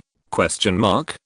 Oh, all of it. But Chen Bei still smiled calmly. Haha, then you must pick a good thing for me. I admire the legendary Asgard very much. Haha, okay. No problem. We have more treasures in Asgard than you can imagine. It's not as backward as your central court, where there are no treasures. Thor laughed out loud when he heard Chen Bei praising him. He was so happy. He had suffered so much these days. No one listened to his bragging. It was too boring. Listening to Thor's shameless words, Chen Bei didn't say anything. He just watched him pretending to be cool. Alas, you will fall from heaven to hell soon. Let you be proud for a while first. Poor kid. Chen Bei shook his head and looked at the self-satisfied sand sculpture Thor with pity. Only Jane and Daisy were there. Shavik looked at Chen Bei in surprise. Was he really teasing this fool? Lion Jane quietly pulled Chen Bei's sleeve and whispered, "You don't really believe this nonsense guy? He said he was Thor, the god of thunder. Isn't this a fantasy? Yes, you believe such words. You are not teasing him?" Daisy also echoed Jane's words. They didn't understand why Chen Bei did this. Hey, you guys, you will know soon. There are many things in this world that you can't understand, but soon you will see the different places in this universe. Chen Bei smiled quietly. Is it true? Is there really a myth? That's right. The two girls shook their heads. They didn't believe it. Then do you think that, if mutants appeared in ancient times, would they be treated as gods? Would they be recorded? Seeing that the two looked unconvinced, Chen Bei calmly asked back. This? The two were stunned immediately. Yes, if the mutants had all kinds of superpowers in ancient times, wouldn't they be regarded as gods? Calling the wind and rain, flying in the air, spitting water and fire, immortality and other superpowers, aren't they gods? Seeing the two of them thinking, Chen Bei continued, so, these gods are just the records of the ancients, they are just pseudo-gods who left the earth. They suddenly realized. That's right, aren't they just mutants or something? That's right. Chen Bei gave them a thumbs up for their cleverness. Communicating with smart people is simple, and you can understand them at once. After Thor's funny performance and Chen Bei's analysis just now, they also believed that this person was not a psychopath. Let's go, Thor. I'll take you to taste the local food. Chen Bei pulled Thor into a store. Okay. Thor said happily immediately. He walked and complained. To be honest, I have been thrown into the courtyard for several days and have never had a good meal. This time I must have a good meal. I'm starving. Chen Bei said that he would treat him to a delicious meal, which made Thor, a foodie, very happy. Chen Bei looked at Thor and immediately thought of his beer belly. Amen. I hope that Thor will no longer have a beer belly after his arrival. Chen Bei and his group walked into a restaurant that looked pretty good. There was no way. Daisy said she wanted to rip him off, but this was the most upscale restaurant in this town. Dear guests, please follow me. There happens to be a larger table here. As soon as they entered the door, the waiter came over and diligently found a seat for Chen Bei and his group. But Chen Bei refused. Sorry, please arrange 2 tables. Let my friend order more food and sit alone. Jane pulled Chen Bei on the side. Why put him aside? Listen to me, otherwise we will be embarrassed. Chen Bei said mysteriously in her ear. The hot air was blowing in her ears, making Jane's pretty face flush. Resisting the charming breath, she asked softly, is it true? Then I'd better listen to you. Saul didn't know what Chen Bei and the others were mumbling about. He slid the knife in his left hand and the fork in his right hand back and forth, shaking his legs with excitement in his eyes. He was looking forward to the food. P.S. can you ask for a small gift? I haven't seen more than 10 yuan a day in half a month. Chapter 87 Meow Hammer. The people waiting to watch the show waited quietly, and the naughty Daisy took out her mobile phone. She was going to take a video. This was a funny video of Thor, and it might become popular in the future. Soon, the waiters brought out plates one after another: grilled steaks, grilled lamb chops, salt-baked lobsters, Brazilian barbecue skewers, special tacos and other burgers, as well as small-town specialty beer. Seeing so many delicacies served, Thor naturally started eating without hesitation. Wow, it's delicious. Then I won't be polite. He took a big bite of the barbecue before he remembered to say hello. Chen Bei, Jian and others smiled and signaled him not to be polite, eat whatever he wanted, and eat as much as he wanted. Haha, thank you for treating me to a big meal. Thor smiled innocently, and then buried his head in finishing his big meal. Eat meat and drink wine with big mouthfuls. It was completely the Asgardian way of eating. He didn't care about other people's opinions at all, and ate with relish. Thor cut a steak twice, and started eating it. After eating, he had to take a big sip of beer to quench his thirst. I understand a little bit. Jane looked at Thor, who was eating voraciously, and curled her lips in disdain. Good man, is this a starving ghost reincarnated? At least he should be slower. How can this gentleman have no manners at all? Hey, wait, there's more to come. Chen Zi said jokingly. As soon as the voice fell, Thor made a scene. With a snap, he threw the cup directly to the ground. Waiter, another cup. Thor's shouting and the sound of the cup breaking immediately attracted the attention of others. Oh my god, it turns out that he is still waiting for us here. Jane whispered on the side. They all understood. This guy is too wild, right? How can this drink be so unpalatable that he just threw the cup? The waiter rushed over immediately. Hey, buddy, are you here to eat a free meal? Free meal? Thor didn't understand the popular words at all. This saying came from China. You're not paying for your meal, and you're still making trouble. The waiter snorted. I'm not paying. I just want another cup. Thor was also confused. I just want another cup. He completely forgot that this is not Asgard. This is Earth. The rules are completely different. Handsome guy, wait. The customs of my friend's hometown are different. Don't be angry. We will compensate according to the price. Please give him another cup. Chen Bei, who had finished watching the show, quickly stepped forward and explained with a smile. Okay, there is actually such a custom? What a waste. The waiter shook his head, muttered and left. But he despised it in his heart. It was really a backward and ignorant custom. Chen Bei came to Thor's side and said with a smile, Thor, you have to remember one thing. This is Earth, not your Asgard. You can't use your rules. You have to abide by everything on Earth when you play on Earth. Okay, I'll pay attention, I promise. Thor shrugged, indicating that he knew. Hey, Iggy, you missed the exciting moment at the crater. They said a satellite fell in the desert. We were having a lot of fun, but then the agents came. During the meal, they heard a loud discussion. Excuse me, are you saying that a satellite fell? Jane asked curiously. As an astronomy major, she was particularly curious about such things. I don't know if it's a satellite, but I know it's very heavy. No one can lift it. Hearing the beautiful woman asking, the guy excitedly talked about it and quickly described the matter to Jane. The speaker was unintentional, but the listener was interested.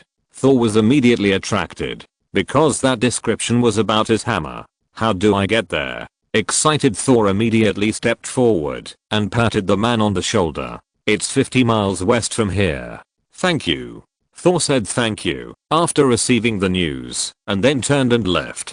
I advise you not to waste your time. The whole army has surrounded that place. The man shouted at Thor kindly, reminding him kindly. How could Thor listen? That's his hammer. If he finds it, he will be Thor and can return to Asgard. Now the only chance is right in front of him, and he won't let it go. Seeing this, Chen Bei immediately threw out $12 and chased after him with Jian and a few others. The idiot Thor didn't understand the traffic rules at all. He did what he wanted on the road, even in his living room. Several drivers who were avoiding Thor cursed him as a fool. Chen Bei caught up with Thor and shouted, where are you going? 50 miles west. Looking for your hammer? Yes, it belongs to me. Thor still walked forward quickly and answered Chen Bei quickly without looking back. Whether it's your Thor's hammer or not, it has been controlled by the agents of SHIELD. So you are going to rush in and grab it? Chen Bei looked at him teasingly, because this is very Thor. Just stubborn, just do it. Of course. Thor shrugged and said as a matter of course. If you can take me there, I will give you another treasure from our Asgard. I will be able to take you there when I get Mjolnir back. At this time, Daisy and the others also followed. Daisy asked with a silly face, meow meow. What is meow meow? The originator of Thor's hammer, also known as Meow Meow Hammer, appeared. The nickname of Meow Meow Hammer came from her mouth.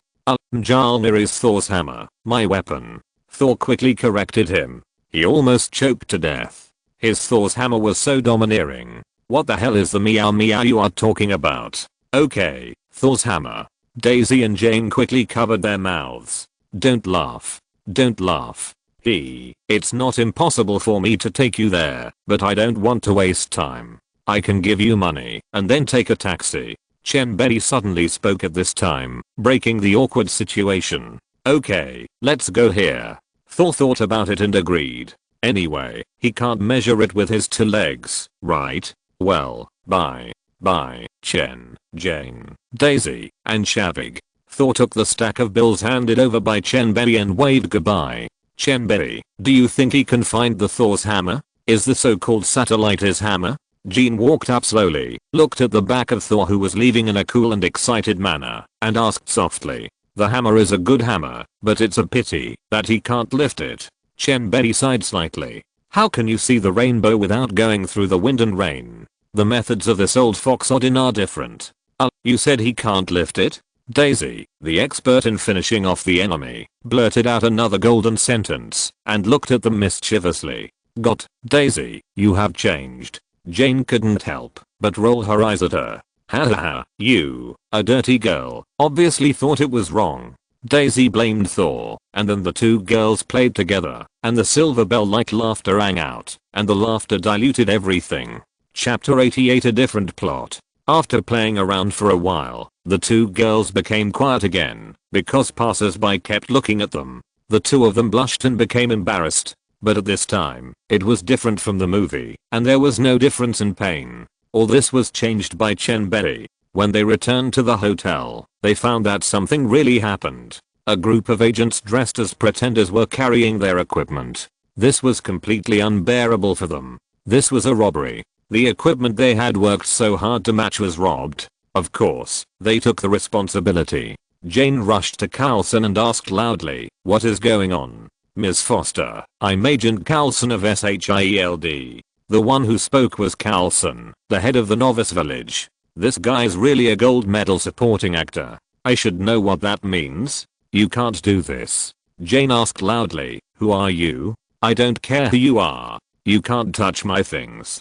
Jane, this is much more serious than you think. Don't worry about it. Shavig knew SHIELD, and these guys would not reason with ordinary people. He quickly stopped Jane from doing anything stupid. But Jane would not let it go. Don't worry about it. This is my life. After she finished speaking, she caught up with Carlson who was about to leave. But the latter told her in a high-sounding manner that they were investigating a security threat and they wanted to requisition her records and her atmospheric data. Jane almost choked to death. You are also a talent. She was so angry that she laughed. Requisition means stealing. At this time, Carlson took out a check. Here, this is enough to make up for your loss. Jane took the check and didn't even look at it. What is this? It's completely different. These things can't be bought at Rooksha. Most of the equipment is assembled by myself. Then you can definitely do it again. Jane was interrupted by Carlson before she finished speaking. I will definitely sue you for violating my constitutional rights. Jane said loudly. Sorry, Miss Foster, but we are good people. Carlson still looked business-like and didn't care about her so-called accusation at all. Oh, really? You are good people. Carlson, you are good people, and the executioner who killed people like crazy has been cleaned up. Suddenly, a teasing voice came from outside. This familiar voice was full of sarcasm and contempt, and it was arrogant that it didn't take S.H.I.E.L.D. seriously at all. Coulson was stunned. Who is this? Is he so arrogant? Don't you know that S.H.I.E.L.D. has the power to kill first and report later? When he turned around, he was almost scared to death. Isn't the person coming the living devil Chen Bei? Everyone in S.H.I.E.L.D. doesn't know how difficult and unreasonable this guy is. Relying on his own force, he kills and burns people at will, and even kills generals in the military at will, and doesn't take anyone seriously. Just by turning around, Coulson was scared and sweated all over his head. His face turned slightly pale, and he was no longer as calm and impartial as he was just now. He looked at Chen Bei tremblingly and said with some stammering, "Mr. Chen, Mr. Chen, we have no choice. This is the order of the director." After that, he looked at Chen Bei with a wry smile and pleading, "Don't regard us as the same kind of people as that black director. He has a black face and a black heart, and we are just following orders." Coulson's frightened reaction made Jane and others dumbfounded. This Chen Bei, whom they just met, is so powerful. One sentence can actually scare this S.H.I.E.L.D. chief into sweating. Isn't this too awesome? Jane almost cheered. This is simply too good. Let's see if they dare to move their own equipment away by force. Chen Bei, I really love you. Feeling the admiring eyes of Jane and others, Chen Bei finally felt that Coulson was a really good person. However, he still said calmly, "I don't care what you want to study or who ordered you, but you can ask your director now and you will understand. I have already told him what the situation is. You just need to wait slowly tonight. The owner of the hammer will appear tonight." After hearing this, Coulson believed what Chen Bei said. Such a thing would naturally not lie to him, and people would not bother to lie to him. Then this matter is the fault of that black guy. He didn't inform me when he had the news. What a fucking black guy. Okay, we will withdraw now. Sorry, Miss Foster, we disturbed you. This guy Zek is not ordinary. No wonder he is called a good guy with good relationships. He really does things without leaking a drop of water. He apologized immediately. Jean waved her hand, indicating that she was fine and forgave him. Goodbye, gentlemen and ladies. Coulson bowed slightly, and after Chen Bei nodded, he immediately took the group of agents and left directly. After the S.H.I.E.L.D. agents withdrew, Jane and the others immediately surrounded Chen Bei, as if to impress upon him that he should confess his identity. Wow, great. Tell me who you are. You failed to scare the S.H.I.E.L.D. agents like this. Jane was the most excited here, as this was her hard work. She held Chen Bei's hand and shook it in surprise. Daisy was obviously the most imaginative, as she usually loved to read novels. Yeah, you are not the heir of some super ancient family in the East, are you? Oh my god. Shavig was also particularly interested and pricked up his ears waiting for Chen Bei's answer. Chen Bei coughed dryly and started to show off. Ahem, well, it's nothing, that's it. After saying that, a flash of lightning appeared on his hand, and then he gently swung it towards the open space in the distance. Boom. After the loud noise, when the flying dust drifted past, a big pit more than 1 meter deep and several meters in radius appeared on the ground. This, Jane and the others finally understood. This is the power of fists. The little red hearts in Jane and Daisy's eyes were beating, and they both stared at Chen Bei eagerly. It's not enough that he is so handsome. Not only is he handsome to the point of being a little unfair, but he is also rich. It's not enough that he is rich, but he also has explosive strength. Who the hell can resist this? The two of them felt that they had fallen and were completely conquered. Do you have a girlfriend? It doesn't matter if you do. Do you mind having 2 more? The sturdy Daisy immediately offered herself to him and couldn't wait to have a close relationship with him. Daisy. Jane was almost embarrassed to death by the outspoken Daisy. How can there be a little she-cat like you who can't wait to drag me along? Chen Bei didn't know how to reply for a moment. He just wanted to say to this tough girl, bring 2 more girls from the west. Haha, if you don't mind. Of course I don't mind. The shameless Chen Bei didn't know what modesty was. Foreigners don't like modesty. Get lost. You want to kill 2 birds with 1 stone. You're dreaming. Jane pinched him hard in anger. This bastard really dared to think the 2 of us must make you so tired that you can't get up. Humph. While they were flirting here, Sol was not having a smooth time. If you're listening to this novel on a channel other than Fanfic World, it means they downloaded and uploaded it without effort. We cordially invite you to visit our channel, Mundo Fanfic Novelos. There you'll find the original version of this story and you can explore many other novels of various genres. We're waiting for you to immerse yourself in a world of incredible novels. Chapter 89 Boss, Give Me a Horse. Thor had only been in this unfamiliar place from Asgard for a few days. Apart from being in the mental hospital, he was also on the road to being hit by a car. As soon as he left the main group, he was completely confused. What the hell was going on? It was said to be heading west, but he couldn't just rely on his own 2 legs. He took out the stack of banknotes that Chen Bei had given him from his pocket and took a look. This was the money of the courtyard, so he would try to spend it. But what did Chen Bei mean by taking a taxi? Taking a taxi? Smashing these iron boxes that were running? Obviously that was not what he meant. How could he know the difference between a taxi and a family car? Ah. So annoying.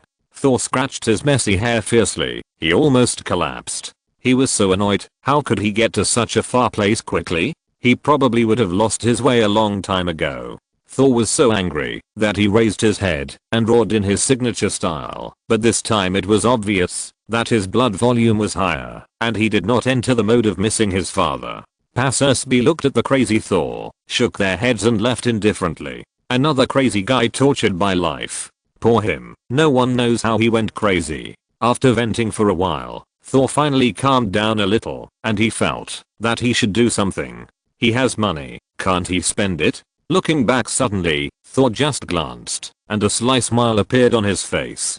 Because the 3 words pet shop caught his eyes. Good guy. There is always a way out. Thor is really the son of luck. For the glory of the North God, go. Thor walked in with a sly smile. The voice came before the person. I want a horse. The owner of the explosive curly hair looked up at the person in surprise. Is this person a fool? This is a pet shop, buddy. Which pet shop have you seen that sells large animals? The boss said weakly. We don't sell horses, only cats, dogs, and birds. Yes, who is not afraid of mental illness? Those who don't care about their lives are afraid of stupid people. This person is stupid. Most of them are mentally ill, right?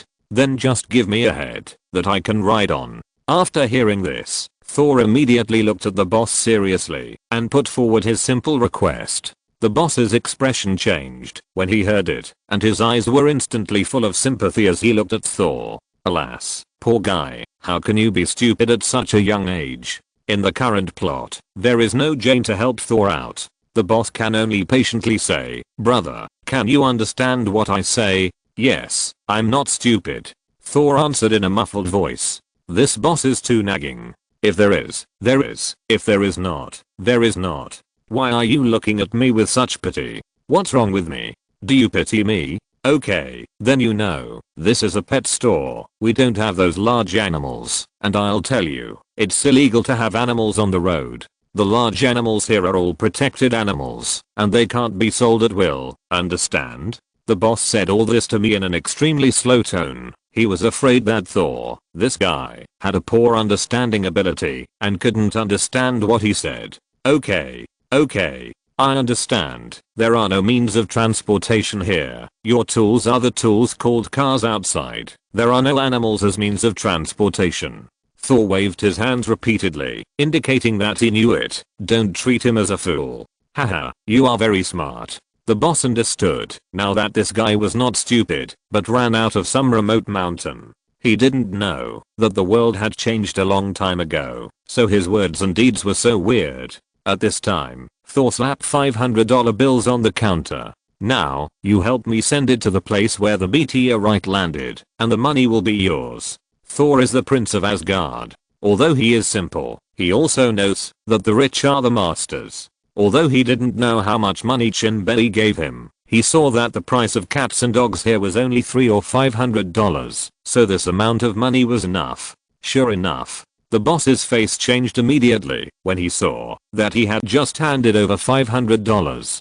Haha, no problem. No problem. The pet shop owner rubbed his hands and said excitedly, well, what are you waiting for? Let's go. Thor said proudly. Sure enough, Chen Bei is still a reliable guy. He gave him so much money casually. He will definitely repay him in the future. Yes, yes, boss, please follow me. The pet shop owner immediately smiled obscenely and hurriedly took Thor to the backyard. This guy was really greedy for money. He could close the shop today. He couldn't make so much money by selling pets for a day. There were only so many people in this town. It would only take 2 hours to go to the meteorite crater 50 miles away. In this way, Thor and he rushed to the hammer crater that had been surrounded by shield. About an hour later, the two of them had arrived. Hey, man, we're here, but as you can see, the place is surrounded by agents, and we can't get in. The pet shop owner pointed to a tent in the distance, motioning Thor to look there as well. Thor looked in the direction of his finger, and sure enough, it was surrounded by people. Thank you, I see. Thor said thank you, and immediately got out of the car and left. The pet shop owner quickly stuck his head out of the car window, and shouted at him. Hey, I told you not to go, didn't you see? So many people were blocked outside? Let's go back, I don't want to wait here stupidly. The pet shop owner didn't want to wait stupidly at all. He knew that no one would be allowed to enter. You go back, you don't have to send me back. Thor waved his hand and responded to him without turning his head. Okay, I wish for it. The pet shop owner muttered happily, stepped on the accelerator and drove away. Thor outside the camp did not rush in rashly. It was not dark yet.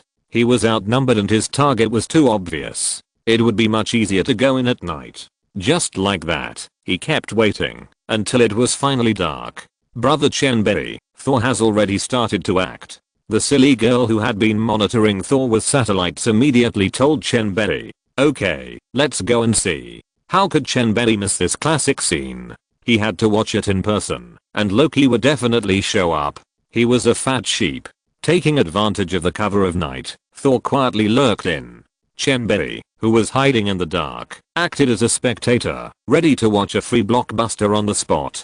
Chapter 90, The Mantis catches the cicada, waiting for the yellow bag behind. Taking advantage of the night, Thor hid in the dark. When he saw the patrol car, he punched the driver while they were not paying attention, and then immediately picked up the butt of the gun and hit him back. The second unlucky guy also wanted to resist, but he just rolled his eyes and fell down. At this time, Thor crossed the fence and really broke through from the periphery to the shield camp. At this time, the voice of Sylvette came from their walkie-talkie. Delancey, Jackson, please reply. However, there was no answer. Sylvette thought it was the same signal as the interference just now, and didn't care. At this time, the patrol agent happened to pass by the scene of the incident. After he found the abnormality, he immediately notified everyone in the base. Someone was injured, and the fence was damaged. Beep! Exclamation mark. Beep! Exclamation mark. The temporary base immediately became a place of danger, and all the agents immediately took action and began to check every dark place in the base. The searchlight was turned on at full power and swept everywhere, just to check the suspects as quickly as possible. At this moment, the night became Thor's perfect disguise. Thor dodged wave after wave in the dark and finally came to the passage leading to Thor's hammer in the base. Here he was surrounded and blocked by dozens of agents. If he was not exposed, it meant that the agents of S.H.I.E.L.D. were really too rubbish. Thor used his rich combat experience to subdue the agents who wanted to catch him one after another. The narrow corridor helped Thor a lot. The agents of S.H.I.E.L.D. could not rush in, otherwise Thor, a mortal body, would not be able to resist them. We are all mortals, and 2 fists are naturally no match for 4 hands. After defeating the last super big bear strongman, Thor was like being fished out of a quagmire, his whole body covered with mud. Fortunately, it was raining heavily outside, which washed him well, otherwise, he would really look like a beggar. After going through 5 levels and killing 6 generals, Thor finally came to the big pit smashed by Thor's hammer.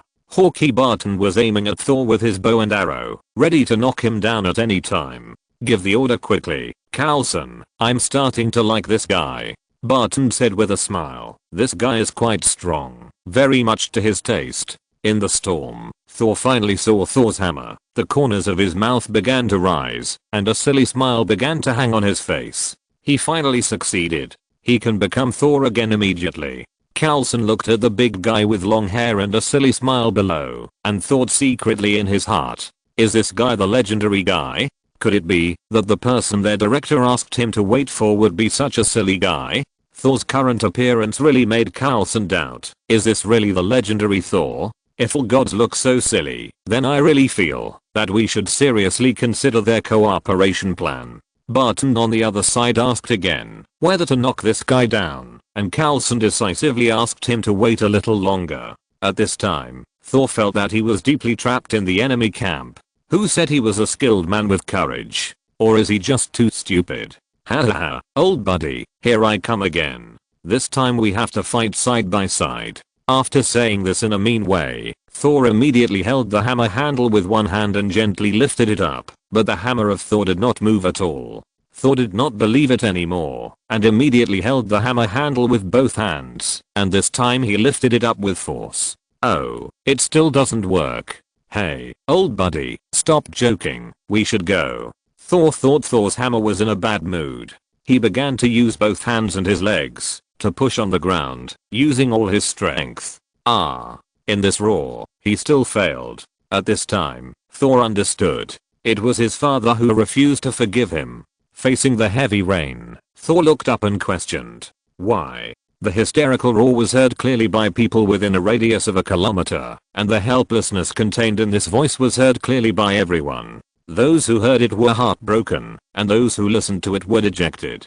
With a plop, Thor knelt straight on the ground, letting the rain hit his face indifferently, and the light in his eyes slowly disappeared. His father really gave up on him. He was ashamed to Asgard. He was sorry for his father and mother's cultivation. Okay, the show is over, and the ground forces are starting to act. Carlson picked up the walkie-talkie with a little sympathy, and issued an arrest order. Groups of agents ran towards Thor, but Thor did not even resist, and let the SHIELD agents take him away. The show is over, and Rocky and Bambi are about to come. The invisible Chen Bei smiled slightly, and began to look forward to it. System, take a look at my attribute panel to see what's missing. The host's attribute panel is being generated. Please wait for the host. Ding, the attribute panel has been generated. Please check it. Host, Chen Bei, age 23, level, peak earth class, constitution, nan abilities, perfect thunder fruit ability, self-healing, teleportation, high speed movement, telekinesis, super strength, perfect tremor fruit ability. Items, Chinese brand 2060 silly girl, telekinetic crystal, storage ring, money. 4.5 billion US dollars, excluding shares. Looking at the pretty good panel, Chen Bei knew he was just one weapon short, and one armor short. Logically speaking, this Marvel vibranium is the best choice for defense. It can absorb all kinetic energy, and defend against physical attacks. It can be said to be the most perfect material. However, the vibranium circulating outside is too scarce and the price is so expensive that it is not affordable. Chen Bei did not think about going to Wakanda for friendly negotiations and asking them to send some to him sincerely. But this Wakanda can't be found by himself. The land over there is too big for the black people. God knows where they are. There is no way. He can only settle for the second best and focus on Loki, the boy who sends money. Asgard's Uru metal is also a famous metal in Marvel, and its reputation is no less than that of vibranium and adamantium. Magic metal Uru is very special. It can only be forged by the forging masters of the Dwarf Kingdom, and this metal has considerable energy. It can also be endowed with magic. Weapons made of it can communicate with the user's mind, and can also repair themselves. Thor's hammer, Stormbreaker, and Eternal Spear are all made of Uru. It can be said that Uru is very strong. Chen Bei doesn't care about what the dwarves can forge. What the dwarves can do, the earthlings can do. When he extorts, oh no, trades for Uru metal, he will let Magneto and Tony jointly build a few Uru armors for himself. In terms of blacksmithing skills, who can be better than Magneto? In terms of the ability to make armor, who can be better than Tony? Bambi, come quickly, ha ha ha. Chen Bei said here, and couldn't help laughing. Chapter 91, Kill Loki's clone and blackmail Loki. Thor was imprisoned, and Carlson wanted to know more about whether this guy was really the legendary Thor. However, the facts made him suffer a big rejection. No matter how he asked, Thor looked up and glanced at him, then lowered his head with a dull look in his eyes. His pupils were not focused at all. Even if you bust in my ears, I would not move. Coulson shook his head helplessly. Is this guy stupid because of the blow? If you can't lift it, you can't lift it? Are you so depressed? As if your father died? Doesn't he understand that such a mentality can also become a god? An ordinary person is not bad. At this time, the phone rang, and Coulson took a look and walked out. He had no choice but to do this stubborn guy. Don't run around. He gave a final warning and turned to leave. Just at this time, the door had just closed, and Bambi Loki appeared. Thor came back to his senses and looked at his brother. He asked in surprise, Loki, why are you here? I have to see you. Loki said calmly. Thor knew something was wrong when he heard it. What happened? Tell me, is it about Jotunheim? Let me explain to my father. But Loki shook his head and said in a slightly sad tone, my father is dead. This sentence was like a thunderbolt, which stunned Thor for a moment and almost didn't react. Why? Thor finally reacted and asked Loki with tears in his eyes. The expulsion of you and the threat of war again made it too much for him to bear. Don't blame yourself. I know you love him. I also advised him, but he didn't listen. Knowing that you can't pick up Thor's hammer, I still put it in front of you. It's really cruel. Good guy. Loki is just rubbing salt into the wound.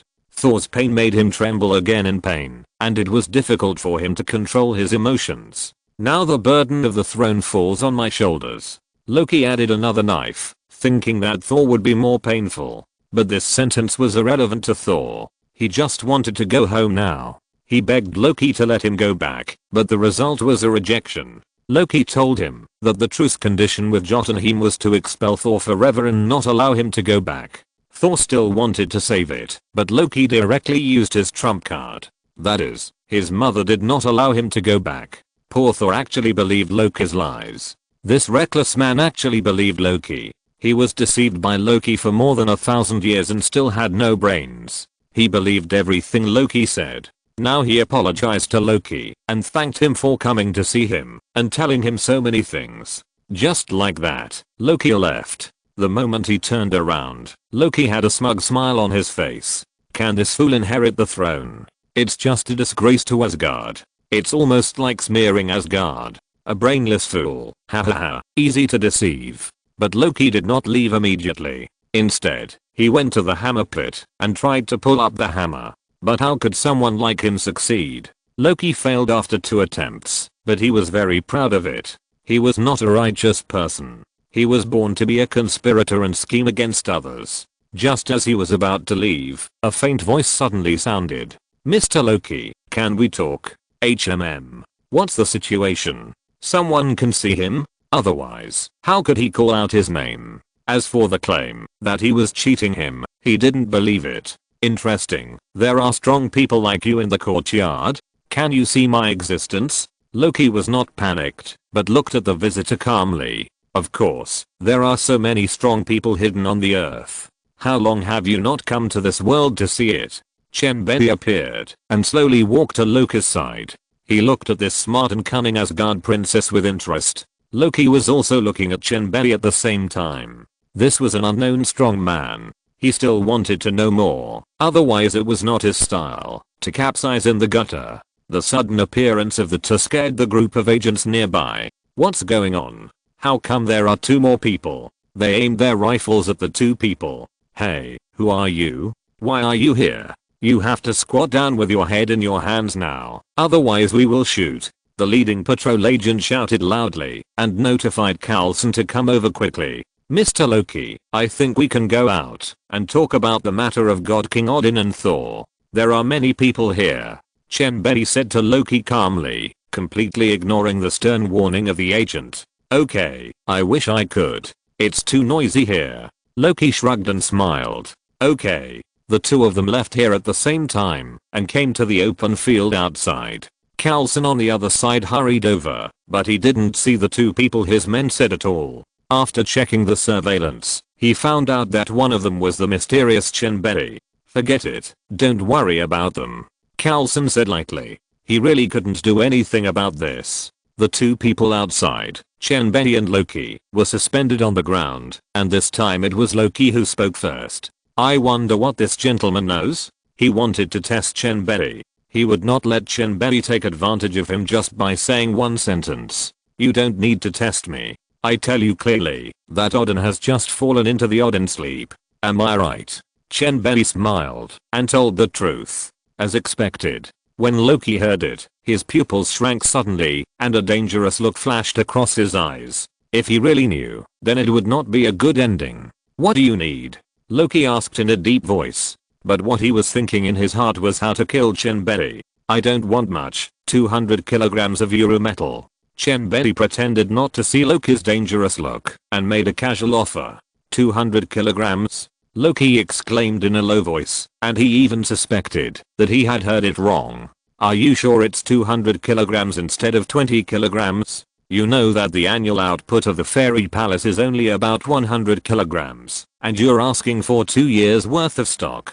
Chen Bei nodded. Yes, I'm talking about 200 kilograms. Can you bargain? Bargain? Loki laughed sarcastically and disappeared in an instant. When he reappeared, he had already stabbed Chen Bei's heart with his knife. Loki is a ruthless man. He didn't hesitate at all. It's a pity that he, a mage, didn't play magic, but insisted on being an assassin. It's obvious that he's on the wrong path. In Chen Bei's magnetic field, his teleportation was like stabbing himself with a knife. Seeing that the knife was about to stab himself, Chen Bei teleported directly behind Loki. Not good. Loki exclaimed, but it was too late. 5 million volts. Chen Bei shouted angrily, and his palm immediately flashed with lightning. The terrifying thunder slammed towards Loki from his palm. Puff. In the blink of an eye, Loki broke into pieces and turned into a ball of gas. 200 kilograms of Euro metal, not a gram less. Chen Bei shouted to the sky, leaving no room for negotiation. He knew that Loki was just a clone, and the cunning Loki would not die easily. Chapter 92 Thor is afraid of electricity? Thor was in a bit of pain. After Loki left, he figured out one thing. He was being stupid. Why didn't he leave here? There was no point in waiting here stupidly. He couldn't go back to Asgard. His mother wouldn't allow him to go back, and Thor's hammer wouldn't recognize him. So now he could only live well in the atrium, and wait for his mother to take him back. Anyway, he believed that, when his mother's anger subsided, he could go back to Asgard again. So he decided to escape from prison. Can an ordinary base of mortals stop him? This is impossible. So he shouted, come on. Come on. I want to eat. Don't you want to know something? I'll tell you when I'm full. His shouting immediately alarmed the guards. I'm coming. I'm coming. Why are you shouting? A black guard heard Thor's shouting and immediately became unhappy. He was beaten half to death by this guy last night, and he felt that his face still hurt. Bang, bang, bang. He knocked hard on the door to indicate that he was here. I want to eat. Hurry up and serve the delicious food. After eating, I will tell you everything I know. Thor knew that someone was coming outside, so he loudly put forward his request. Wow, aren't you very arrogant? Why are you giving in now? The black guard said disdainfully. You were so arrogant yesterday, but now you are giving in. I can't starve you to death, but starving you is the most effective. I won't talk nonsense with you. Your rank is too low. Find your highest officer, the half-bald one from yesterday. Thor rolled his eyes and said, he is the former Thor of Asgard, so he should enjoy the highest level of treatment, right? Fuck it. You wait. The guard couldn't help but want to rush in and give him a slap in the face. How dare a prisoner look down on him? But for the sake of the overall situation, he endured it. After a while, Carlson walked in with a large dinner plate. I heard you were hungry. I don't have anything to treat you. I only have steak, hamburgers and hot dogs. Carlson's attitude was still very good, and his tone revealed a friendly meaning. Thor naturally wouldn't be hard on him now. It was good to have these things to eat. He hadn't been hungry all night, and he had to add another afternoon. He didn't care whether they were delicious or not, or whether they were special. He grabbed the hamburgers and hot dogs and gobbled them up. He finished a hamburger in 5 or 6 bites, and a hot dog in another 5 or 6 bites. Carlson also handed over a bottle of mineral water at this time. Drink it, don't choke. Thor was not polite. He took the water and gulped down a big mouthful before humming comfortably. It feels good to be full and satisfied, Thor said with a satisfied look on his face and showed a silly smile. Well, you can talk now, right? Coulson smiled. Of course, I'm Thor, the god of thunder from Asgard. I started a war on impulse and was expelled. Thor shrugged and said concisely. That's it? Coulson asked loudly. That's it. Thor replied seriously. Okay, then Mr. Thor, please wait. Our director will come to see you in person. Coulson said helplessly. Sorry, I don't think I can wait that long. Thor said lightly. Huh. Coulson was stunned. What's going on? But before he could react, Thor suddenly jumped up and strangled him by the neck and shouted, everyone get out of my way. I don't want to hurt him. Just wait until I leave. Thor had planned it long ago. He caught Coulson. This smiling guy looked like a civilian who was talking nonsense. Since he was a civilian and a leader, he must meet him before kidnapping him. Thor knew that he was the god of thunder, but to the violent agency of the Atrium, he was just an alien. He was afraid that he would be used as a guinea pig for experiments. Thor's actions shocked everyone. They couldn't imagine that this guy could do this. Wait. Don't move. Don't move. Thor, right? Calm down. Yes, everything can be discussed. A large group of agents rushed over, and Barton and others nervously stretched out their hands to signal everyone not to be impulsive. Thor was holding Coulson hostage while quietly moving outside. Prepare a car for me and find me an ordinary person as a driver. He loudly put forward his request. This idiot didn't know the technology of the Earth yet. Where could he run to? S.H.I.E.L.D. was omnipresent, and there was no place for him to escape. Barton heard it and said quickly, okay, don't worry, I will arrange it for you immediately, don't worry. Okay, hurry up, don't play tricks. Thor nodded and said in a deep voice, all of you get out, don't show up in my sight. Quick, get out. Barton hurriedly called everyone out. When only Thor and Coulson were left in the room, this guy let go of Coulson. Sorry, I'll let you go in a minute. He didn't take Coulson seriously at all, just a civil servant. Thank you, I believe you will keep your promise. Coulson, who was freed, did not glare at Thor, but thanked Thor in a very gentlemanly way. Thor touched the back of his head and smiled foolishly. The polite Coulson made him embarrassed. See, I'm too mean, right? Thor smiled foolishly, but he didn't know that Coulson beside him quietly took out a powerful electric shotgun from his pocket. In just 1 second, you can knock down a cow. Hey, Thor. Coulson suddenly shouted. What? Thor was stunned. Before he could react, he saw a flash of light, and he was hit. Zizzy. Beep. Then Thor fell straight down. He frowned and rolled his eyes before making a contemptuous gesture towards Coulson. Thor had only one thought before he fainted. Liar. I feel guilty towards you, and you treat me like this? Bah, what a bullshit, Thor. This is the first time I heard that Thor is afraid of electricity. Coulson complained with contempt. This guy is so fake. Chen Bei couldn't think that Thor was so unlucky, but he was not in a hurry. Whether Thor lived or died had nothing to do with him.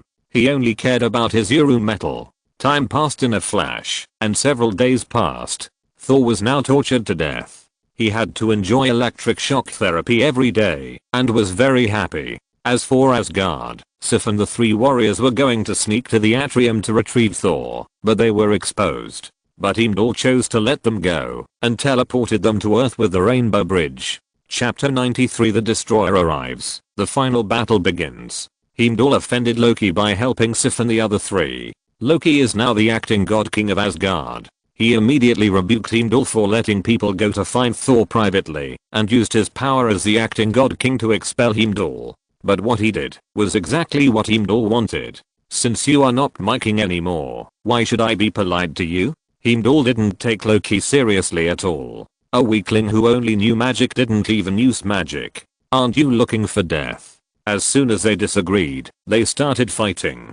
Heimdall immediately launched an attack. His long sword crossed the void and attacked Loki at a tricky angle. But Loki was prepared and was extremely cunning. He had been ready to strike first, and his real body instantly moved behind Heimdall, took out the icebox and froze Heimdall.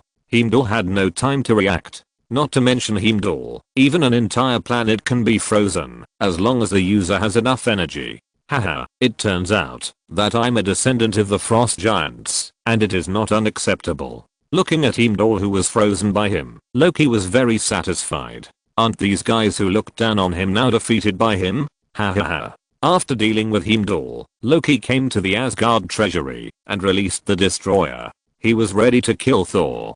Go, make sure my brother doesn't come back. Destroy everything, Loki said with a gloomy face. He didn't want to do this at first, as long as he spent some money to shut up the mouth of the strong man in the courtyard. But he never expected that so many people in this Asgard still cared about Thor, the expelled guy. Now he had to take action. If they really brought Thor back, it would be really bad. Thor, my good brother, I'm sorry. I really don't want to kill you. It's your companions who want to kill you. It has nothing to do with me. Looking at the prosperous Asgard scene outside, standing high on the highest cloud of Asgard, and looking down at all living beings, Loki became more and more determined in his inner decision. The taste of power is really intoxicating. Loki closed his eyes slightly, opened his arms, and embraced power. He sighed softly. The more he became the God King for one day, the more reluctant he was to give it up.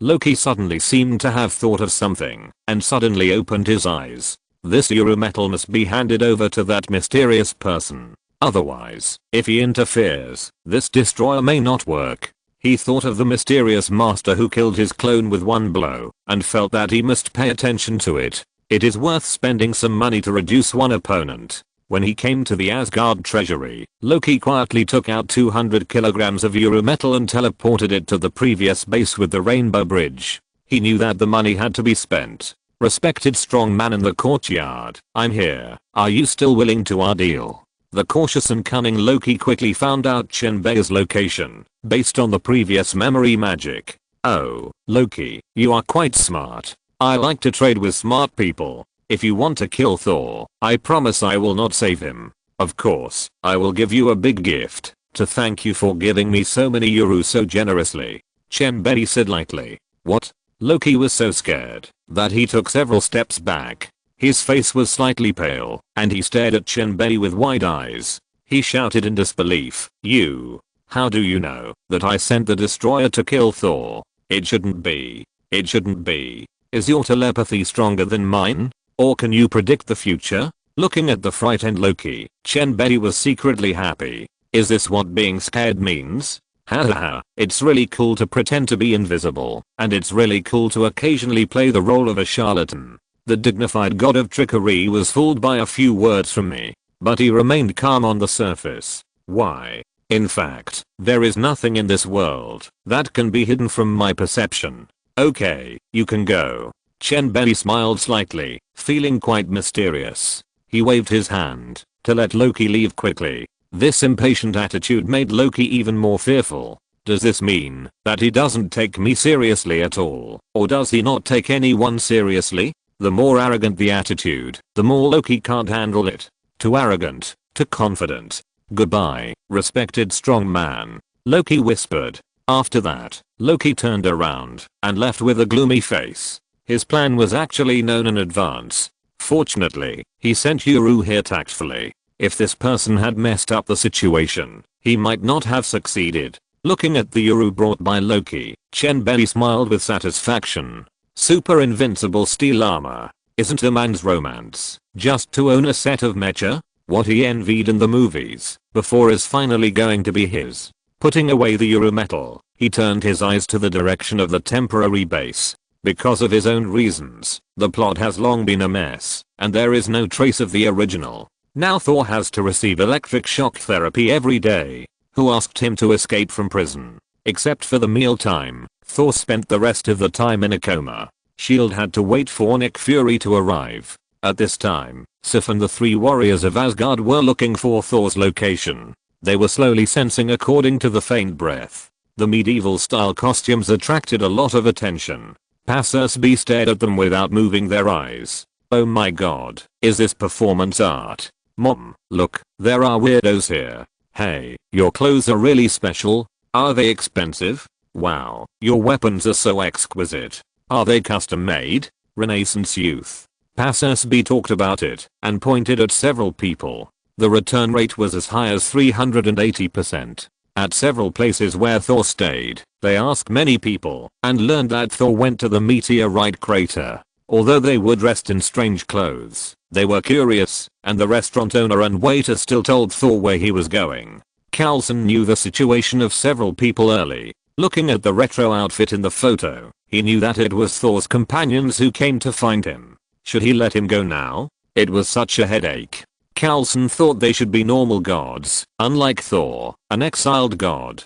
Just when he was having a headache, there was another violent energy fluctuation in the desert, which made their energy monitors explode. There was no way. Before they could go to check, the big guy ran towards their temporary base. On the other side, Sif and the other 4 who were running at full speed also quickly approached the temporary base of S.H.I.E.L.D. Now, all the contradictions have come together, and a decisive battle is about to come. Chen Bei looked at the situation, and couldn't help but feel excited. The decisive battle is about to begin, and so is his plan. He has waited for so long, and it is time to reap the rewards. Chapter 94, For the Glory of the Northern God. At this moment, Chen Bei appeared at the outskirts of the base. He wanted to be invisible, but he thought about it and gave up. Now the plot has changed. If it weren't for ordinary people like Jane, Thor would have escaped long ago. But there was no one else at this time. Sif and the other 4 could run away at will. As for S.H.I.E.L.D., they were all Thor's enemies, and Thor would not care about their lives. So in order to prevent the situation from changing, he thought it would be better to observe secretly, to prevent Thor from running away. If Thor ran away, his plan would fail. The Asgardian quartet here quickly broke into S.H.I.E.L.D.'s temporary base to make trouble. With Asgardians like them, S.H.I.E.L.D. really couldn't do anything to them. They all have super strength, super physical strength, and very good defense. How could the S.H.I.E.L.D. agents be their opponents? After a few rounds, they beat these agents with 3 punches and 2 kicks, and they rolled on the ground and wailed. The Asgardian quartet quickly broke through the restrictions of S.H.I.E.L.D. and saw the unconscious Thor. It's okay, he was just injected with anesthetic, nothing's wrong. Sif checked and was about to carry Thor away from here. At this moment, there was a loud noise outside.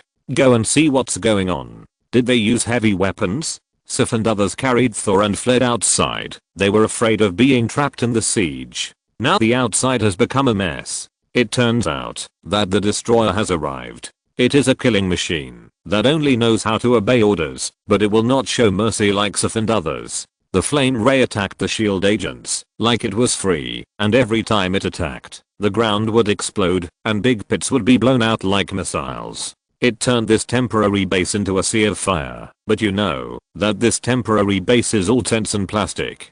Carlson saw the destroyer and didn't know what it was. He thought this armor was developed by which company. He shouted at the destroyer, "Hey, stop right there. You are not allowed to go on the road without military permission. You must stop your criminal behavior now. Otherwise, we, S.H.I.E.L.D., will arrest you according to the law. Please stop attacking immediately." However, his words were like farts, without any effect at all, and he was answered by a flame ray. Boom. A huge deep pit was left at Carlson's previous position. Fortunately, he discovered in advance that the destroyer had accumulated power to attack, otherwise he would have to kneel down. Fuck. Is this a lunatic? Going against our S.H.I.E.L.D.? Carlson was shocked and terrified. This guy is too weird. At this time, the destroyer did not attack him again, because the destroyer found the target that must be killed on this trip. The destroyer? What the fuck? Damn it. Loki is really crazy. The Asgardian 4 just ran out of the tent and found that the destroyer was turning his head to look at them, and then directly launched a flame ray attack. Boom. After the explosion, dust flew, and the energy attack left a big pit on the ground. The 4 Asgardians barely managed to avoid the first wave of attacks and fled in all directions. At this moment, the huge explosion also woke up Thor, who was in a coma. "Ah, it's you, my brothers. I'm so happy to see you. I thought I would never see you again in this life." Thor shouted with surprise as he woke up. He missed them so much. He finally saw his relatives. Boom. The moment Thor spoke, a ray of fire exploded not far from them. It was Chen Bei who suddenly appeared and kicked Thor away to avoid him being blown to pieces. Fuck it. Loki cursed when he saw this scene. Chen Bei, you actually didn't keep your promise. You accepted my great gift, and now you go back on your word. Is this your integrity as a strong man? The destroyer stopped immediately. Loki's angry voice came from the destroyer. Loki, don't worry, I'll only help you this time, the rest depends on your luck. Chen Bei smiled disapprovingly, not feeling embarrassed at all. You, humph. Loki had no choice but to snort coldly. Now he could only suffer in silence. The arrow was on the string and had to be shot. He could only pray that Chen Bei really didn't do anything. Chen Bei also kept his promise and walked aside, saying that he would not interfere in their affairs. Chen Bei, thank you. Otherwise I would have died just now. Thor, who escaped a disaster, immediately thanked Chen Bei loudly. It's okay, you guys be careful. Chen Bei shook his head without comment. He thought, you thank me now, but you will probably want to kill me later. At this time, Thor could only hide on the side and watch how the Asgard 4 dealt with the destroyer. Now that his divine power was deprived, he could only be a burden. Sif and Volstagg looked at each other and nodded slightly. Sif quietly hid aside, and Volstagg charged head on with his axe to attract the attention of the destroyer. Hogun and Fandral immediately realized and attacked the destroyer from both sides. They had fought for thousands of years, and they knew what to do with just one move. Volstagg jumped high, swung his axe, and chopped the destroyer with all his might. For Asgard. Bang. He went very bravely and knelt decisively. However, his movements were too slow, and he was completely vulnerable in front of the destroyer. He raised his hand and punched, and smashed him, and his axe into the air. Boom. Volstagg fell hard to the ground, but fortunately his bear belly was very strong, and he was really resistant to the beating, so he didn't get up all of a sudden. Hogun and Fandral attacked the destroyer from both sides. Due to Volstagg's restraint, the destroyer was really hit by the two, but their attacks did not cause any damage to the destroyer at all, just like tickling. The destroyer, who had reacted, grabbed Hogun with one hand and threw him to the ground. Fandral on the other side took the opportunity to retreat at a very fast speed. But how could he retreat faster than the fire ray of destruction? Fandral was immediately blown away by the fire ray. He could not avoid all the damage, even if he used his own weapon to block the fire ray. Fandral was the most seriously injured, and the others were better than him. The destroyer, who was no longer hindered, turned and looked at Thor, who was hiding on the side.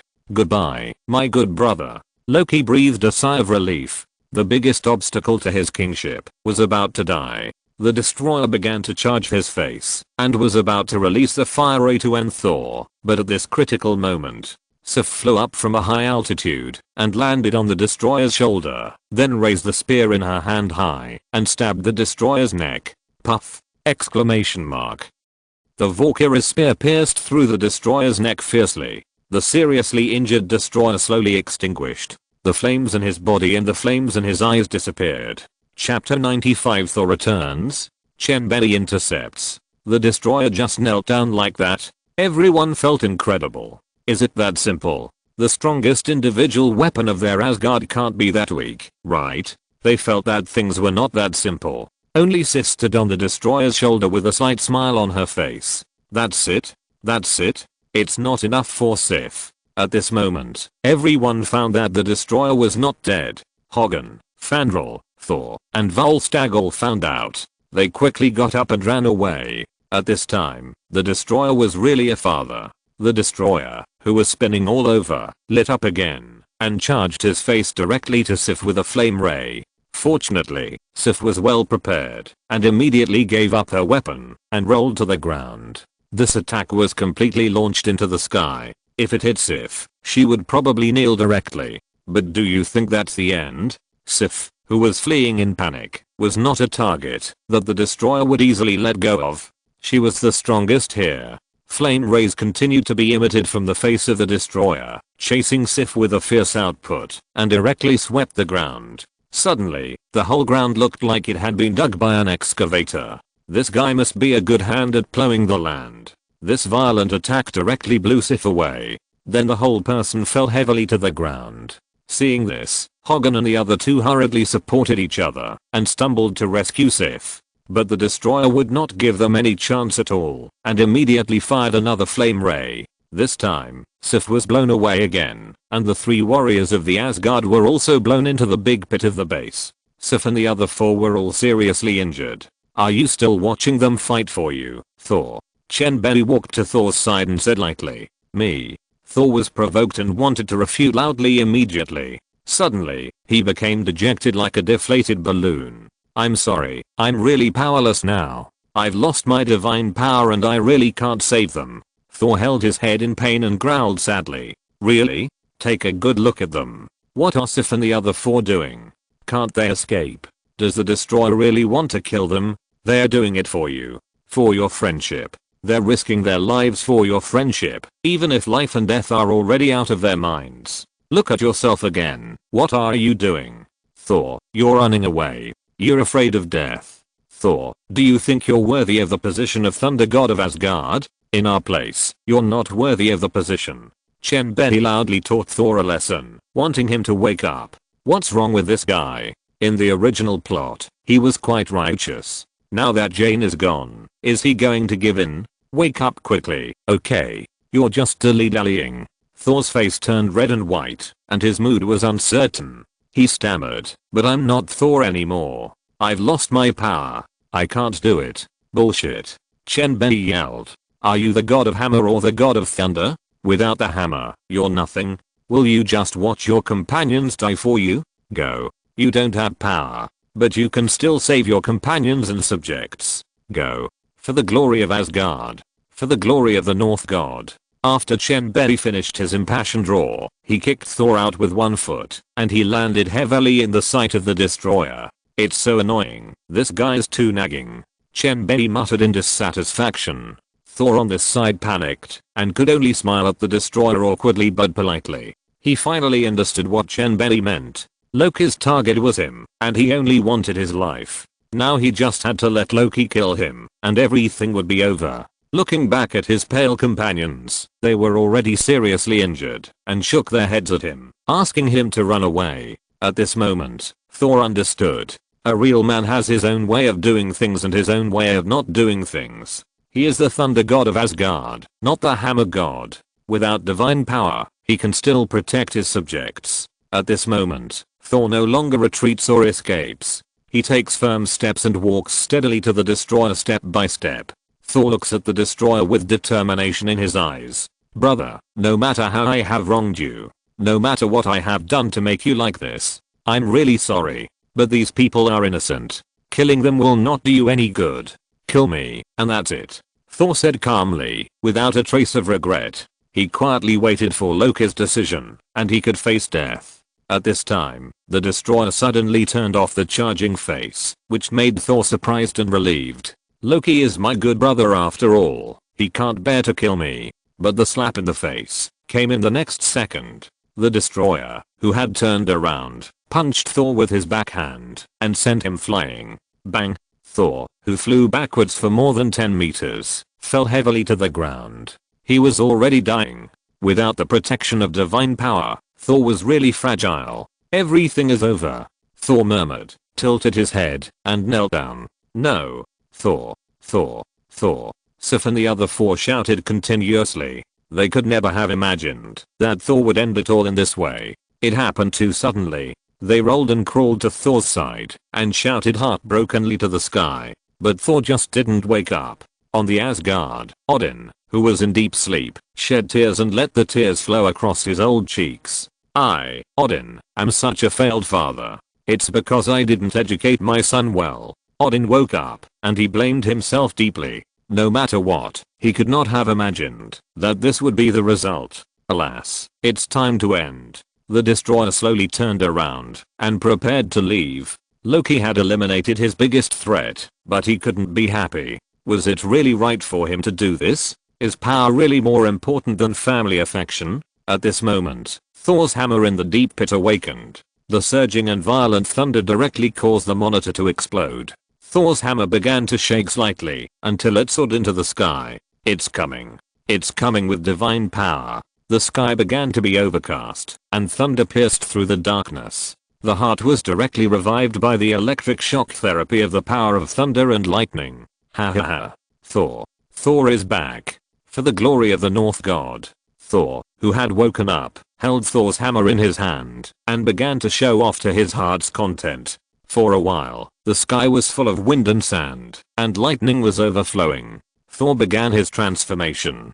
But just when he was full of pride, Chen Bei took action. When Thor was showing off, he teleported in front of him and kicked him away with a kick that would cut off his descendants. If you're listening to this novel on a channel other than Fanfic World, it means they downloaded and uploaded it without effort. We cordially invite you to visit our channel, Mundo Fanfic Novelos. There you'll find the original version of this story and you can explore many other novels of various genres. We're waiting for you to immerse yourself in a world of incredible novels. Chapter 96, Fighting the Power of Odin with One Punch. The sudden change caught everyone off guard. They had no idea that Chen Bei, who had been neutral, would suddenly choose to take action, and everyone was stunned. Thor, who was pretending to transform, was also forced to stop immediately. He was now covering his crotch, and he didn't have time to think too much about the problem. The whole person was lying on the ground like a cooked lobster, hunched over and rolling here. Thor felt that Chen Bei was a piece of shit. He trusted this fucked up guy so much, and thought he was a good person. Fuck Chen Bei, if I, Thor, don't kill you, I'm not Thor, the god of thunder. Thor, who was busy stealing eggs, actually had the energy to shout, and it seemed that the injury was not serious enough. The endless power of thunder and lightning actually wanted to continue to feed back to Thor, but it was just a hammer, and the endless power of thunder and lightning was directly absorbed by Chen Bei. The perfect thunder fruit directly attracted the power of thunder and lightning, and Chen Bei bathed in the thunder light and enjoyed the baptism of thunder pool. At this moment, no one is more like Thor than Chen Bei. In the dark sky, lightning dances around him. Thunder and lightning celebrate for him. The law of thunder and lightning surges in his hands, and all thunder surrender. Odin in the Asgard suddenly wakes up and stands up. He senses that the power of Thor is being stolen. Who is it? How dare you steal the power of Thor from Asgard? This is a provocation to the majesty of the North God. In the blink of an eye, Odin roared and came to the Rainbow Bridge. He opened the Rainbow Bridge and headed to the earth. And Loki couldn't help it anymore. Ha ha ha. My good brother. My good father. So all this is your calculation. I, Loki, am the chess piece in your calculation. I only realized now that I'm a fool. But you, ha ha ha. Man's calculations are not as good as God's. You can't imagine that there will be such a strong man who doesn't play by the rules. Loki laughed so hard that tears were about to flow out, and he bent over with laughter. He really felt that fate was so impermanent. Everyone calculated and calculated, but was still played by others. In this silent battle, they were all losers, and only one of them succeeded in picking peaches. Loki now saw Odin leaving in a rage, and he always felt that this matter revealed something unusual.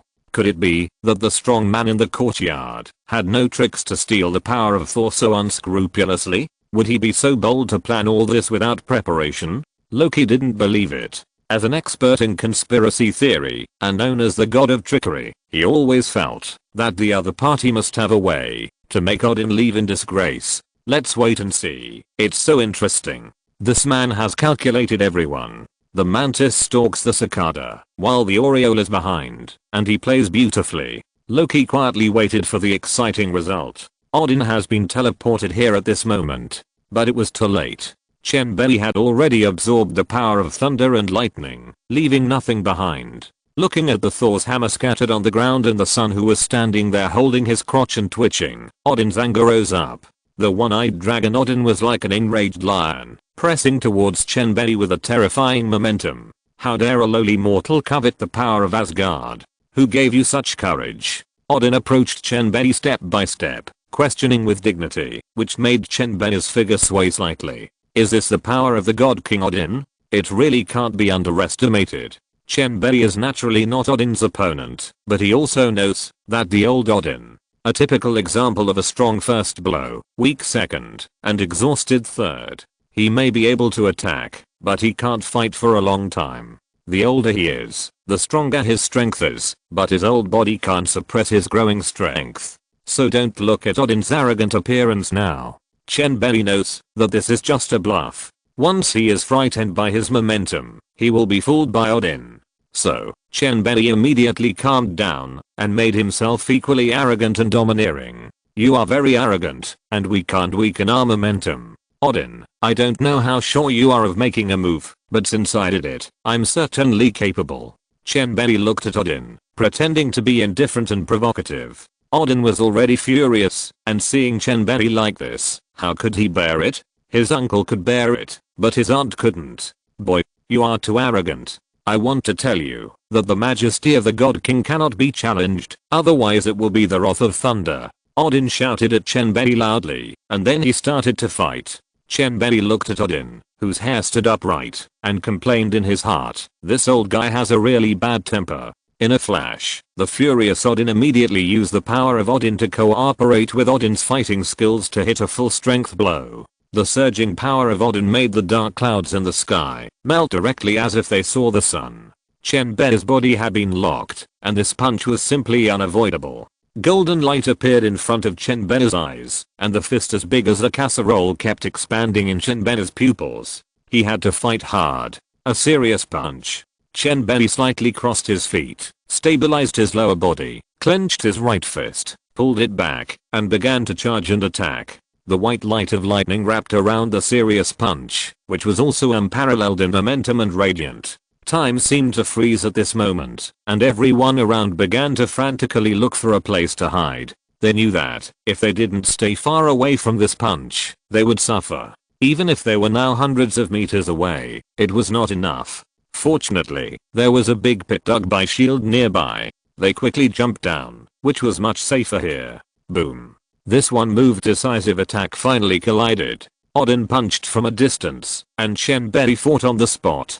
Seeing this, they all jumped into the big pit in just a few seconds. In everyone's sight, a loud bang was heard, and the terrifying golden white light wave swept across the ground within a radius of more than 10 kilometers like a huge wave. Everything in the desert, as long as it was higher than it, was cut off in half, as if it was cut. Seeing this, everyone was frightened and pale, and cold sweats broke out. Fortunately, S.H.I.E.L.D. built a temporary base here, otherwise they would all be finished today. Ha ha. God Mariah, is this manpower? Is this an atomic bomb explosion? My god. It's unimaginable that there are such strong people in the atrium. Coulson and others from S.H.I.E.L.D., Thor from Asgard, etc. breathed a sigh of relief. This is too scary. They were glad that they could escape this disaster. At the scene, Chen Bei's face turned pale in an instant, and cold sweat broke out from his forehead. Wow, this serious punch is really fucking, and it drained all my energy with one punch. Chen Bei shook slightly and quickly stabilized his body. The self-healing ability began to recover his body frantically. It was estimated that the energy would take a long time to recover. It would take at least an hour. Odin in the distance was not much better, and the horror in his heart was written on his face. He stared at Chen Bei in the distance with wide eyes. The shock in his heart made him feel as if all the strength in his body was drained. The corners of his mouth trembled slightly, but he didn't know what to say. Chapter 97 Odin, you've crossed the line. Odin couldn't believe that there was another opponent on Earth who could fight him hard besides Ancient One. How could this small Earth be so weird? Odin knew that those mutants were very strong and there were many masters, but weren't the strongest among them Professor X Charles and Magneto Eric? But these two mutants were not his enemies. The sudden appearance of the strong man made Odin feel dazed. The Earth was really weird. The key was that this strong man was too young. From his life energy that was burning like a raging fire, Odin deeply felt the other party's youth. Vigorous. Young man, you are amazing. Odin sighed deeply. Thank you, King Odin. Chen Bei said neither servile nor arrogant. He knew that Odin had given in, and he didn't want to fight. This attack proved himself that he was very strong.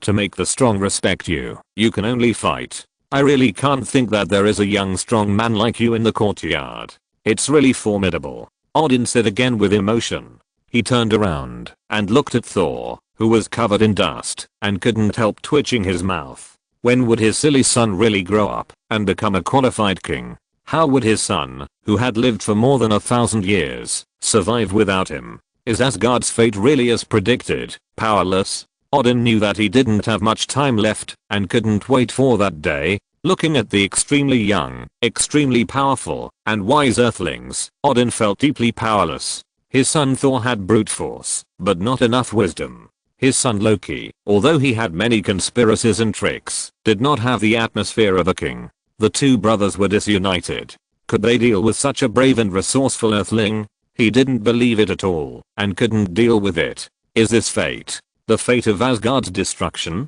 Father, I'm sorry. The world you gave me, my son can't keep. Thor, I'm sorry. Your father can't protect you from the wind and rain. You can only rely on yourselves in the future. Maybe. The only thing a father can do is to get rid of the young strong men on this earth for you before he dies. Thinking of the fate of Asgard in the future, Odin was unwilling. What is a fire giant? The young man in front of him is the biggest obstacle for his son to unify the 9 realms.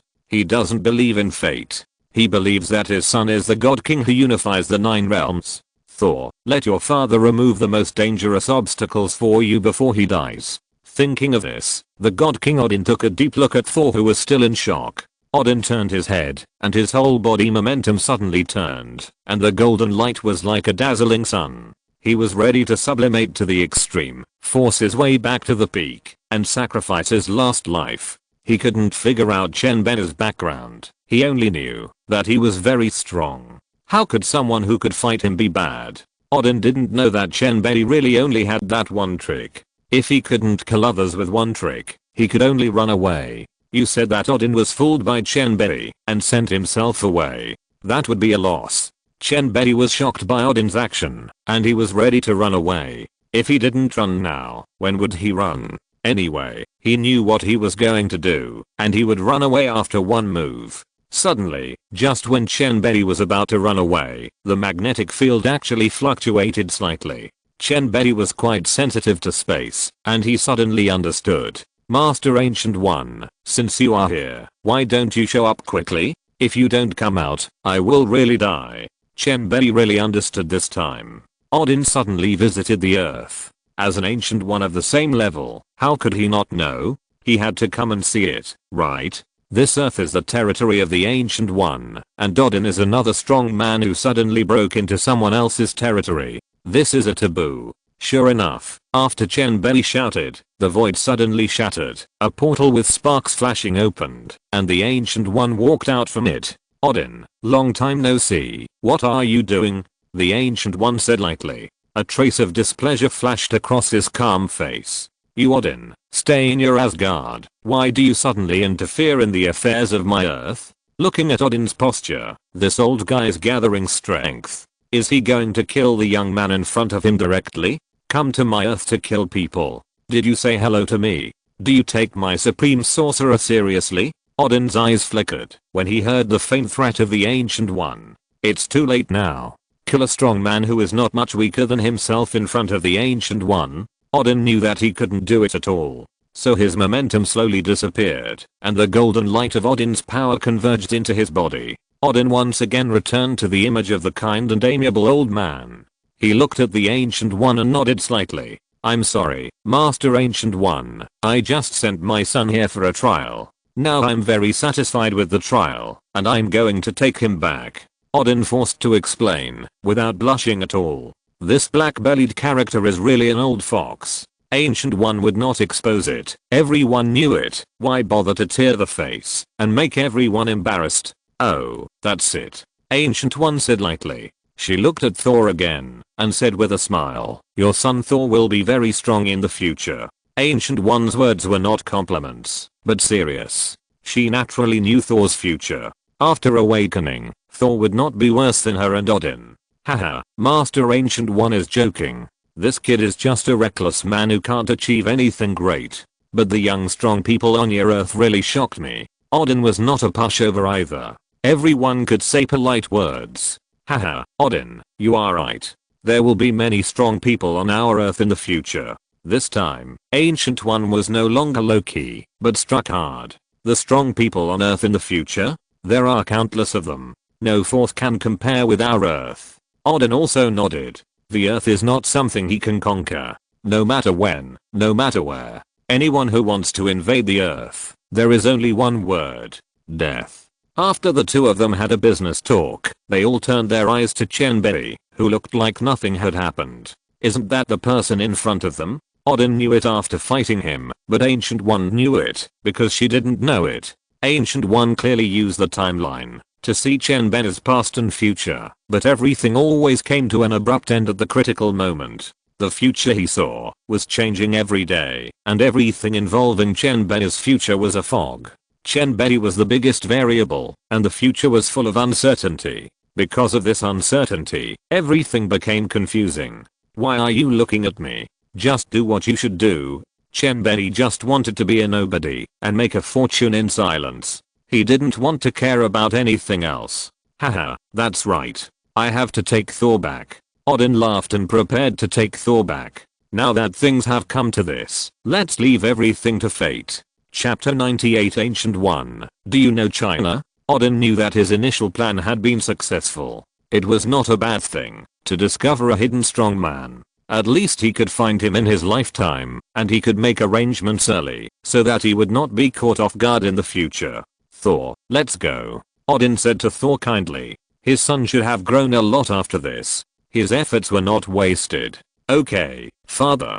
Thor responded. He was very excited at the moment. He had been expelled for so long and could finally go home. His father did not die. For Thor, this was great news. After this, Thor's obsession with power was even stronger than before. Without power, he was a useless person, unable to protect himself, let alone his companions. Power. Thor longed for power more than ever. Although he responded to Odin, he walked towards Chen Bei. He said to Chen Bei, you won't let me off for cheating me. Give me some time. I'll get back my lost glory next time we meet. Chen Bei smiled without comment. Welcome. I'm waiting for your challenge. Okay, it's a deal. Thor said seriously. Chen Bei didn't care. It's good to let him have a thought and a goal. At least Thor still has the motivation to improve. Isn't life all about thoughts? Thor is not his opponent now, and it will be even more impossible in the future. Even if Thor inherited the power of Odin, he is still not his opponent. When the blood volume is less than 30%, you automatically miss your father. You just miss your grandfather. Odin turned his head and frowned, took a deep look at Chen Bei, and then couldn't help shaking his head. Forget it. Forget it. It's time. It's fate. I can't get rid of him today, but in the future, the sea is wide for fish to leap, and the sky is high for birds to fly. There is no chance anymore. Then, Odin sighed softly, summoned the rainbow bridge, and took Thor, Sif and the other four away. This Thor incident is almost over for now. Chen Bei also took another look at the place where Odin and others disappeared, and prepared to turn around and leave. Master Ancient One, let's say goodbye here. I'll leave first. Chen Bei said hello to Ancient One, and prepared to leave. Wait. Ancient One's faint voice sounded. I don't understand your future. Everything is in the fog and unpredictable. But you have to remember one sentence. Small trends can be changed, but big trends cannot be changed. Many people are watching this universe. Ancient One's exhortation seemed to have a hidden meaning. Small trends? Big trends? Is she reminding me?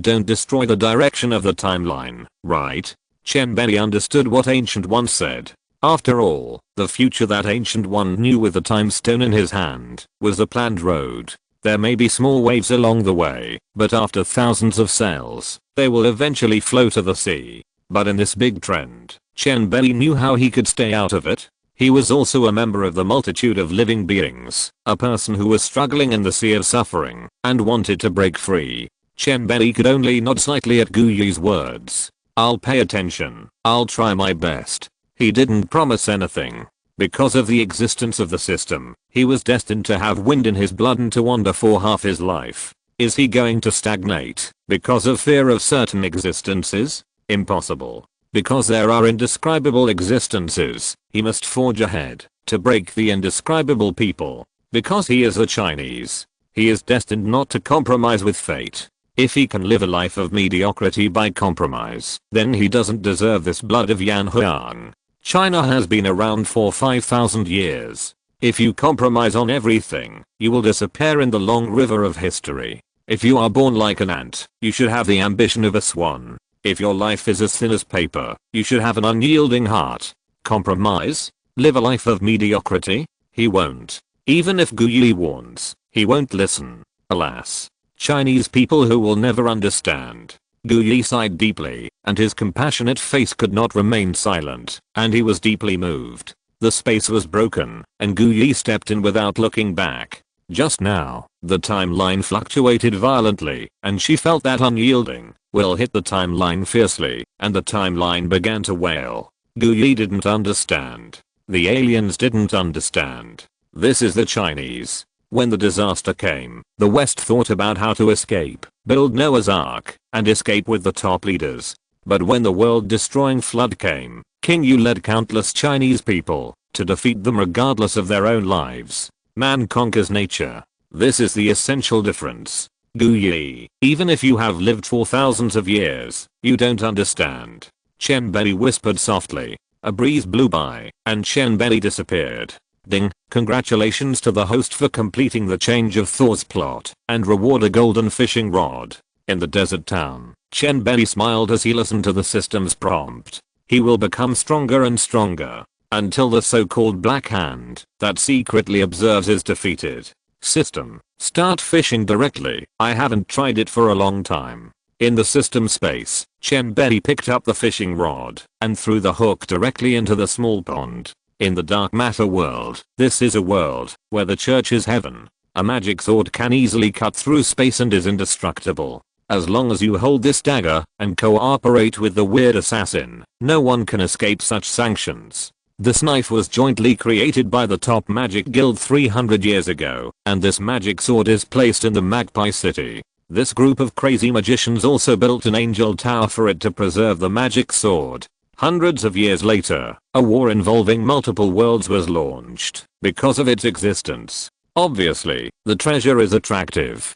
Who can't be king with such a weapon? They are not looking at the power of this dagger, but the reason behind this dagger that can cut through space. What kind of treasure is that world? Get the dagger and cut through space. Invade the world. This is a resource that all rulers will go crazy for. All the stories unfold from this. Just when everyone began to plot how to get the magic sword, a tyrannical invader broke into the world containing the magic sword. The space black hole instantly appeared in the Magpie City, aiming directly at the magic sword in the Angel Tower. Our protagonists Zhao Shui and Dappy Adulyang were stunned on the spot. You guys are trying to steal the treasure that they have gone through hardships and dangers to get.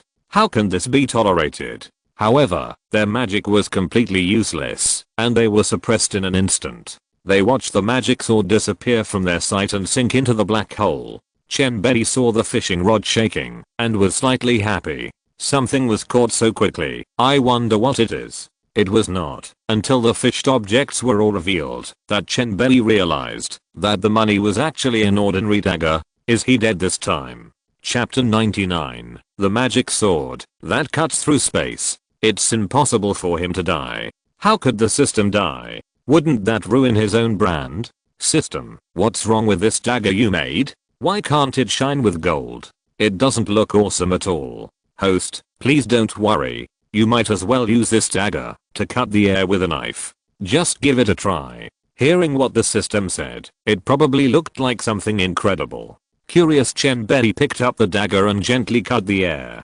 Then, in his wide-eyed and horrified eyes, the space was cut open, as if a piece of paper. A burst of spatial turbulence surged in the subspace, and the surging spatial ability could swallow anyone at will. Chen Bei looked at this scene, and his heart was beating wildly with surprise. Hiss! Exclamation mark. Signoi, Biot. Good stuff. Good stuff. This guy's really powerful. Even the space can be cut at will. What about cutting people? Isn't it as easy as cutting melons and vegetables? Chen Bei stared at the dagger, unable to move his eyes away. This dagger and his own attributes are too well matched. Teleportation plus super speed movement. Who can resist his sneak attack with this unparalleled dagger? Unless the level is much higher than his, killing is as easy as stepping on an ant. Chen Bei took out a small piece of Euro metal. This guy is one of the famous metals in Marvel, and the quality is beyond doubt. He used the dagger to scratch the Eurometal hard, only to see that the Eurometal could not withstand the magic sword, leaving deep scratches on it. Chen Bei believed that, as long as he went all out, he could really cut the Eurometal. Maybe defense and firmness are not the specialties of Euro, and containing magic is its greatest feature, but this attribute of it is not something that alloys like it can resist. Chen Bei stared at the dagger in his hand and let out a long breath. Maybe only the original adamantium and vibranium can resist this guy. The former is really hard, and the latter is unparalleled in defense, absorbing all kinetic energy and potential energy. After the experiment, Chen Bei also believed what the system said. This guy really didn't let him down. He got a super treasure. He couldn't help but wonder which world this good thing came from. System, where did you get this from, and what's its name? Host, this is from a top magic world. They study dark matter energy to drive magic. This dagger is called the Magic Divine Sword. It was created by their strongest magician union. Originally, this dagger can cut out space channels to allow several different worlds to communicate with each other, but this is the Marvel universe, and the laws of space are naturally more stable. At present, there is no way to cut out the ability of other parallel universes. After hearing the system's explanation, Chen Bei understood. This dagger is called the Magic Divine Sword. It was created by top magicians with great effort. It was originally used to cut space channels, but it can only cut space in Marvel. But he doesn't care much. He doesn't want to dominate other universes at the moment. This dagger is enough for him to use. Now he wants to see who can resist his sneak attack. System, open the attribute panel. Ding, the attribute panel has been generated. Please check it. Host, Chen Bei age 23 level, Earth level peak physical condition, nanabilities, lightning control, self-healing, teleportation, high-speed movement, telekinesis, super strength perfect tremor fruit ability, serious punch. Items, Chinese brand 2060 silly girl, telekinetic crystal, ring, magic sword, 200 kilograms of Eurometal. Money, 4.5 billion US dollars, excluding shares. The panel is simple, not at all gorgeous, but it is enough for him now. The thunder fruit has evolved and become lightning control. He can now exert energy of tens of millions of volts. Although it is still a long way from 200 million volts, it is only a matter of time. After all, this is only the Marvel Cinematic Universe. To be honest, his ability is already very strong. Many big guys have not appeared yet. When they appear, he can beat them long ago. He is not afraid of the purple potato spirit. He believes that it won't take long for him to beat this guy. Thanos in the movie universe. Please, he is just a small leader of the sub-godfather level, and he dared to show his head only after the big bosses died. Ancient One, Odin, Hela, Ego. If one of them is alive, Thanos would not dare to come out to collect gems blatantly. Illiteracy is not terrible. What is terrible is the self-righteousness of the illiterate. Destroy half of the people. Will it work? In less than 10 years, it will recover again, and even more. Oh, why do I think so much? This is the right time. Chen Bei shook his head. He was really worrying about nothing. It would be better to sleep if he had this time. The next day, the impact of the incident was directly suppressed within SHIELD, and the advent of the gods was only circulated internally. This incident also became one of the top secrets, and the agents involved were all silenced and signed a confidentiality agreement. Of course, the astronomical research of Jane and others was very unhappy that this matter ended so hastily. This space fluctuation, it turned out to be over so soon. What about their graduation project? Oh, it's a headache. When the two of them saw Chen Bei appear, they were overjoyed. Because they thought Chen Bei must know about these worlds, these planets and myths and legends. They took out their own notes of observations and records of the 9 realms. Chen Bei, come over and help us. Aren't you familiar with Thor and the others? Tell us about astronomy.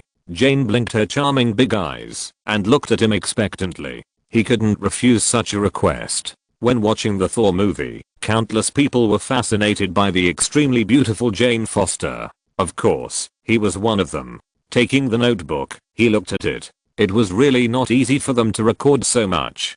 He took the pen handed by Jane and wrote and drew on the picture. After a long time, Jane and the others looked at the world tree and the planets of the 9 realms in the notebook, and they couldn't understand any of them. What is this? Why can't I understand it? Chen Bei smiled slightly, pointed at the notebook, and explained to them. The planet you observed with the Hubble telescope is called Jotunheim, the planet of the frost giants. Look, this one is Vanaheim, where the Vanni live. The one above is called Asgard, the home of Thor and his people. Look, the one in the middle is our Earth, which is called Midgard or the Atrium by aliens. The 9 realms are closely connected by a tree. Its name is the World Tree. Of course you can't see it. When Chen Bei finished speaking, he realized that Jane and Daisy were looking at him with burning eyes, and he understood immediately. It turns out that you don't need to chase girls, you just need to capture their hearts with what you are good at. Chen Bei felt that he would be enough to win people over with his handsomeness in the future. Didn't he see that these 2 girls were obsessed with his male beauty? Chapter 100 Wild Boy Tony. A few days later, they finally returned to New York. If it weren't for the RV that accompanied them all the way, Chen Bei would have taken less than 2 seconds. This journey really exhausted him. The speed of this broken RV was too slow, even slower than a snail. Chen Bei finally returned to New York and met Jian Yu again, and then he returned home alone. I'm back. Is there anyone welcoming me? Chen Bei cheered as he pushed the door open. He thought someone would welcome him, but there was no one. There was no one at home. Oh no, there was an orange cat basking in the sun leisurely in the yard. Hearing the call, the orange cat raised its head and glanced at the visitor, then continued to lie down and sleep, not caring at all. Chen Bei was not calm. Is this your attitude towards your master? He stepped in front of it and stroked the cat's head crazily, muttering, I'll let you dare to ignore your master. I'll let you ignore your master, I tell you. No dried fish is eaten in vain. Meow meow meow. Are you crazy? Question mark. I'm the great devourer. A very ferocious devourer, do you understand? Believe it or not, I will scratch you to death, you bastard.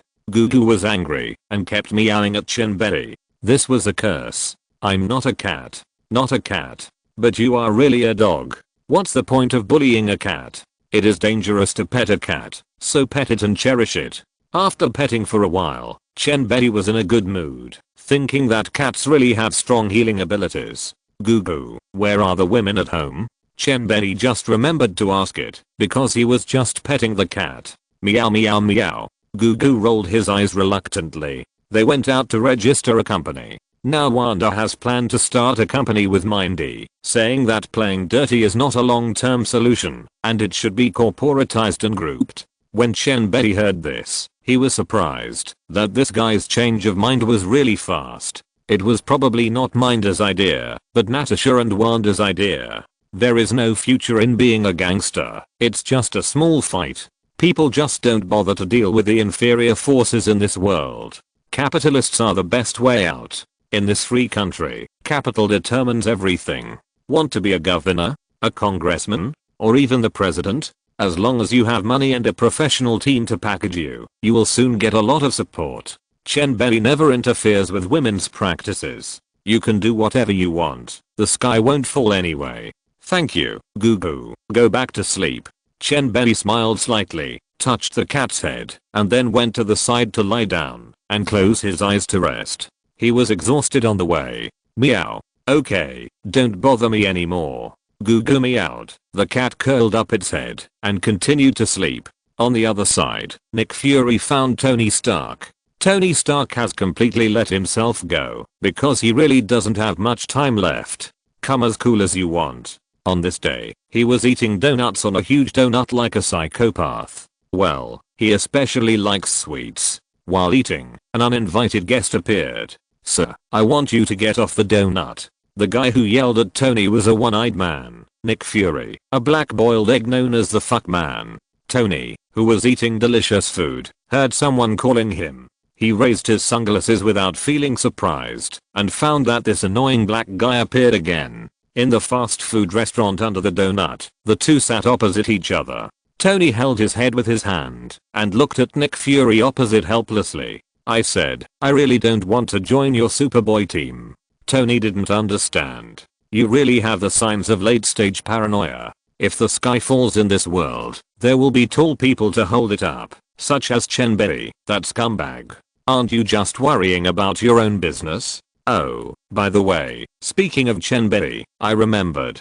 I'm about to break through the T-virus serum. I don't know if I can hold on until then. Nick Fury on the other side didn't know Tony's thoughts. He just knew to persuade Tony. So, Nick Fury laughed, thinking how cheerful he was. No, look, I remember, you did everything by yourself, right? What was the result? He asked back, which made Tony speechless for a while. Sorry, I don't want to offend you. Should I look at the eye patch or your eyes? I'm a little hungover. I'm not sure if you're real or I'm.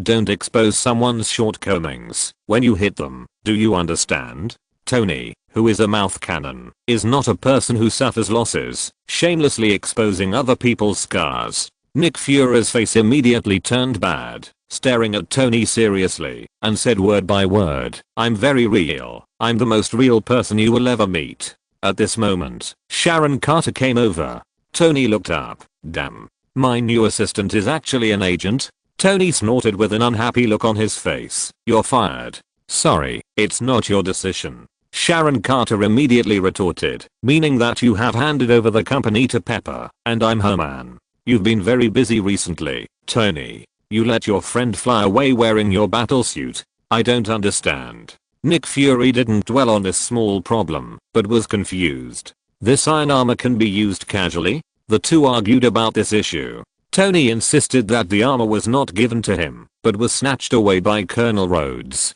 At this time, Sharon Carter, who left for the second time, came back and shot Tony in the neck. This shot made Tony unhappy again. Oh my god, are you going to dig out my kidney and sell it? Can you hold on for 5 seconds and don't do anything bad? What did she just do to me? The funny Tony continued to talk about irrelevant things and wanted to change the subject. What can we do? That's lithium dioxide, which can relieve your symptoms. We want you to go back to work. Nick Fury said. If you can give me a few boxes of that stuff, I'll be fine. Tony joked. It can only relieve, not cure. Sharon Carter answered Tony seriously. Tony shrugged. He was joking, of course. He didn't expect that she would really answer him seriously. How boring. He continued helplessly. I have been looking for a suitable substitute for palladium. I have tried every combination and every arrangement of known element. After saying that, he shook his head, indicating that he couldn't do it. But then Nick Fury told him that he didn't try all the element. This shocked Tony. Is there an unknown element? Question mark. Chen Bei, who was resting at home, didn't know yet. The plot was a bit fast, but all this couldn't be hidden from the silly girl. She immediately reported to Chen Bei. Brother Chen Bei, Nick Fury and Tony Stark met and discussed the new element. What? So fast? Chen Bei sat up. It seems that he has to take the initiative. End of this chapter. Thank you very much for reaching the end. Don't forget to like. Looking for more exclusive content and immediate access? Subscribe to our Patreon. Remember, every like, subscription, or donation encourages us to continue. Thanks to everyone. See you in the next video.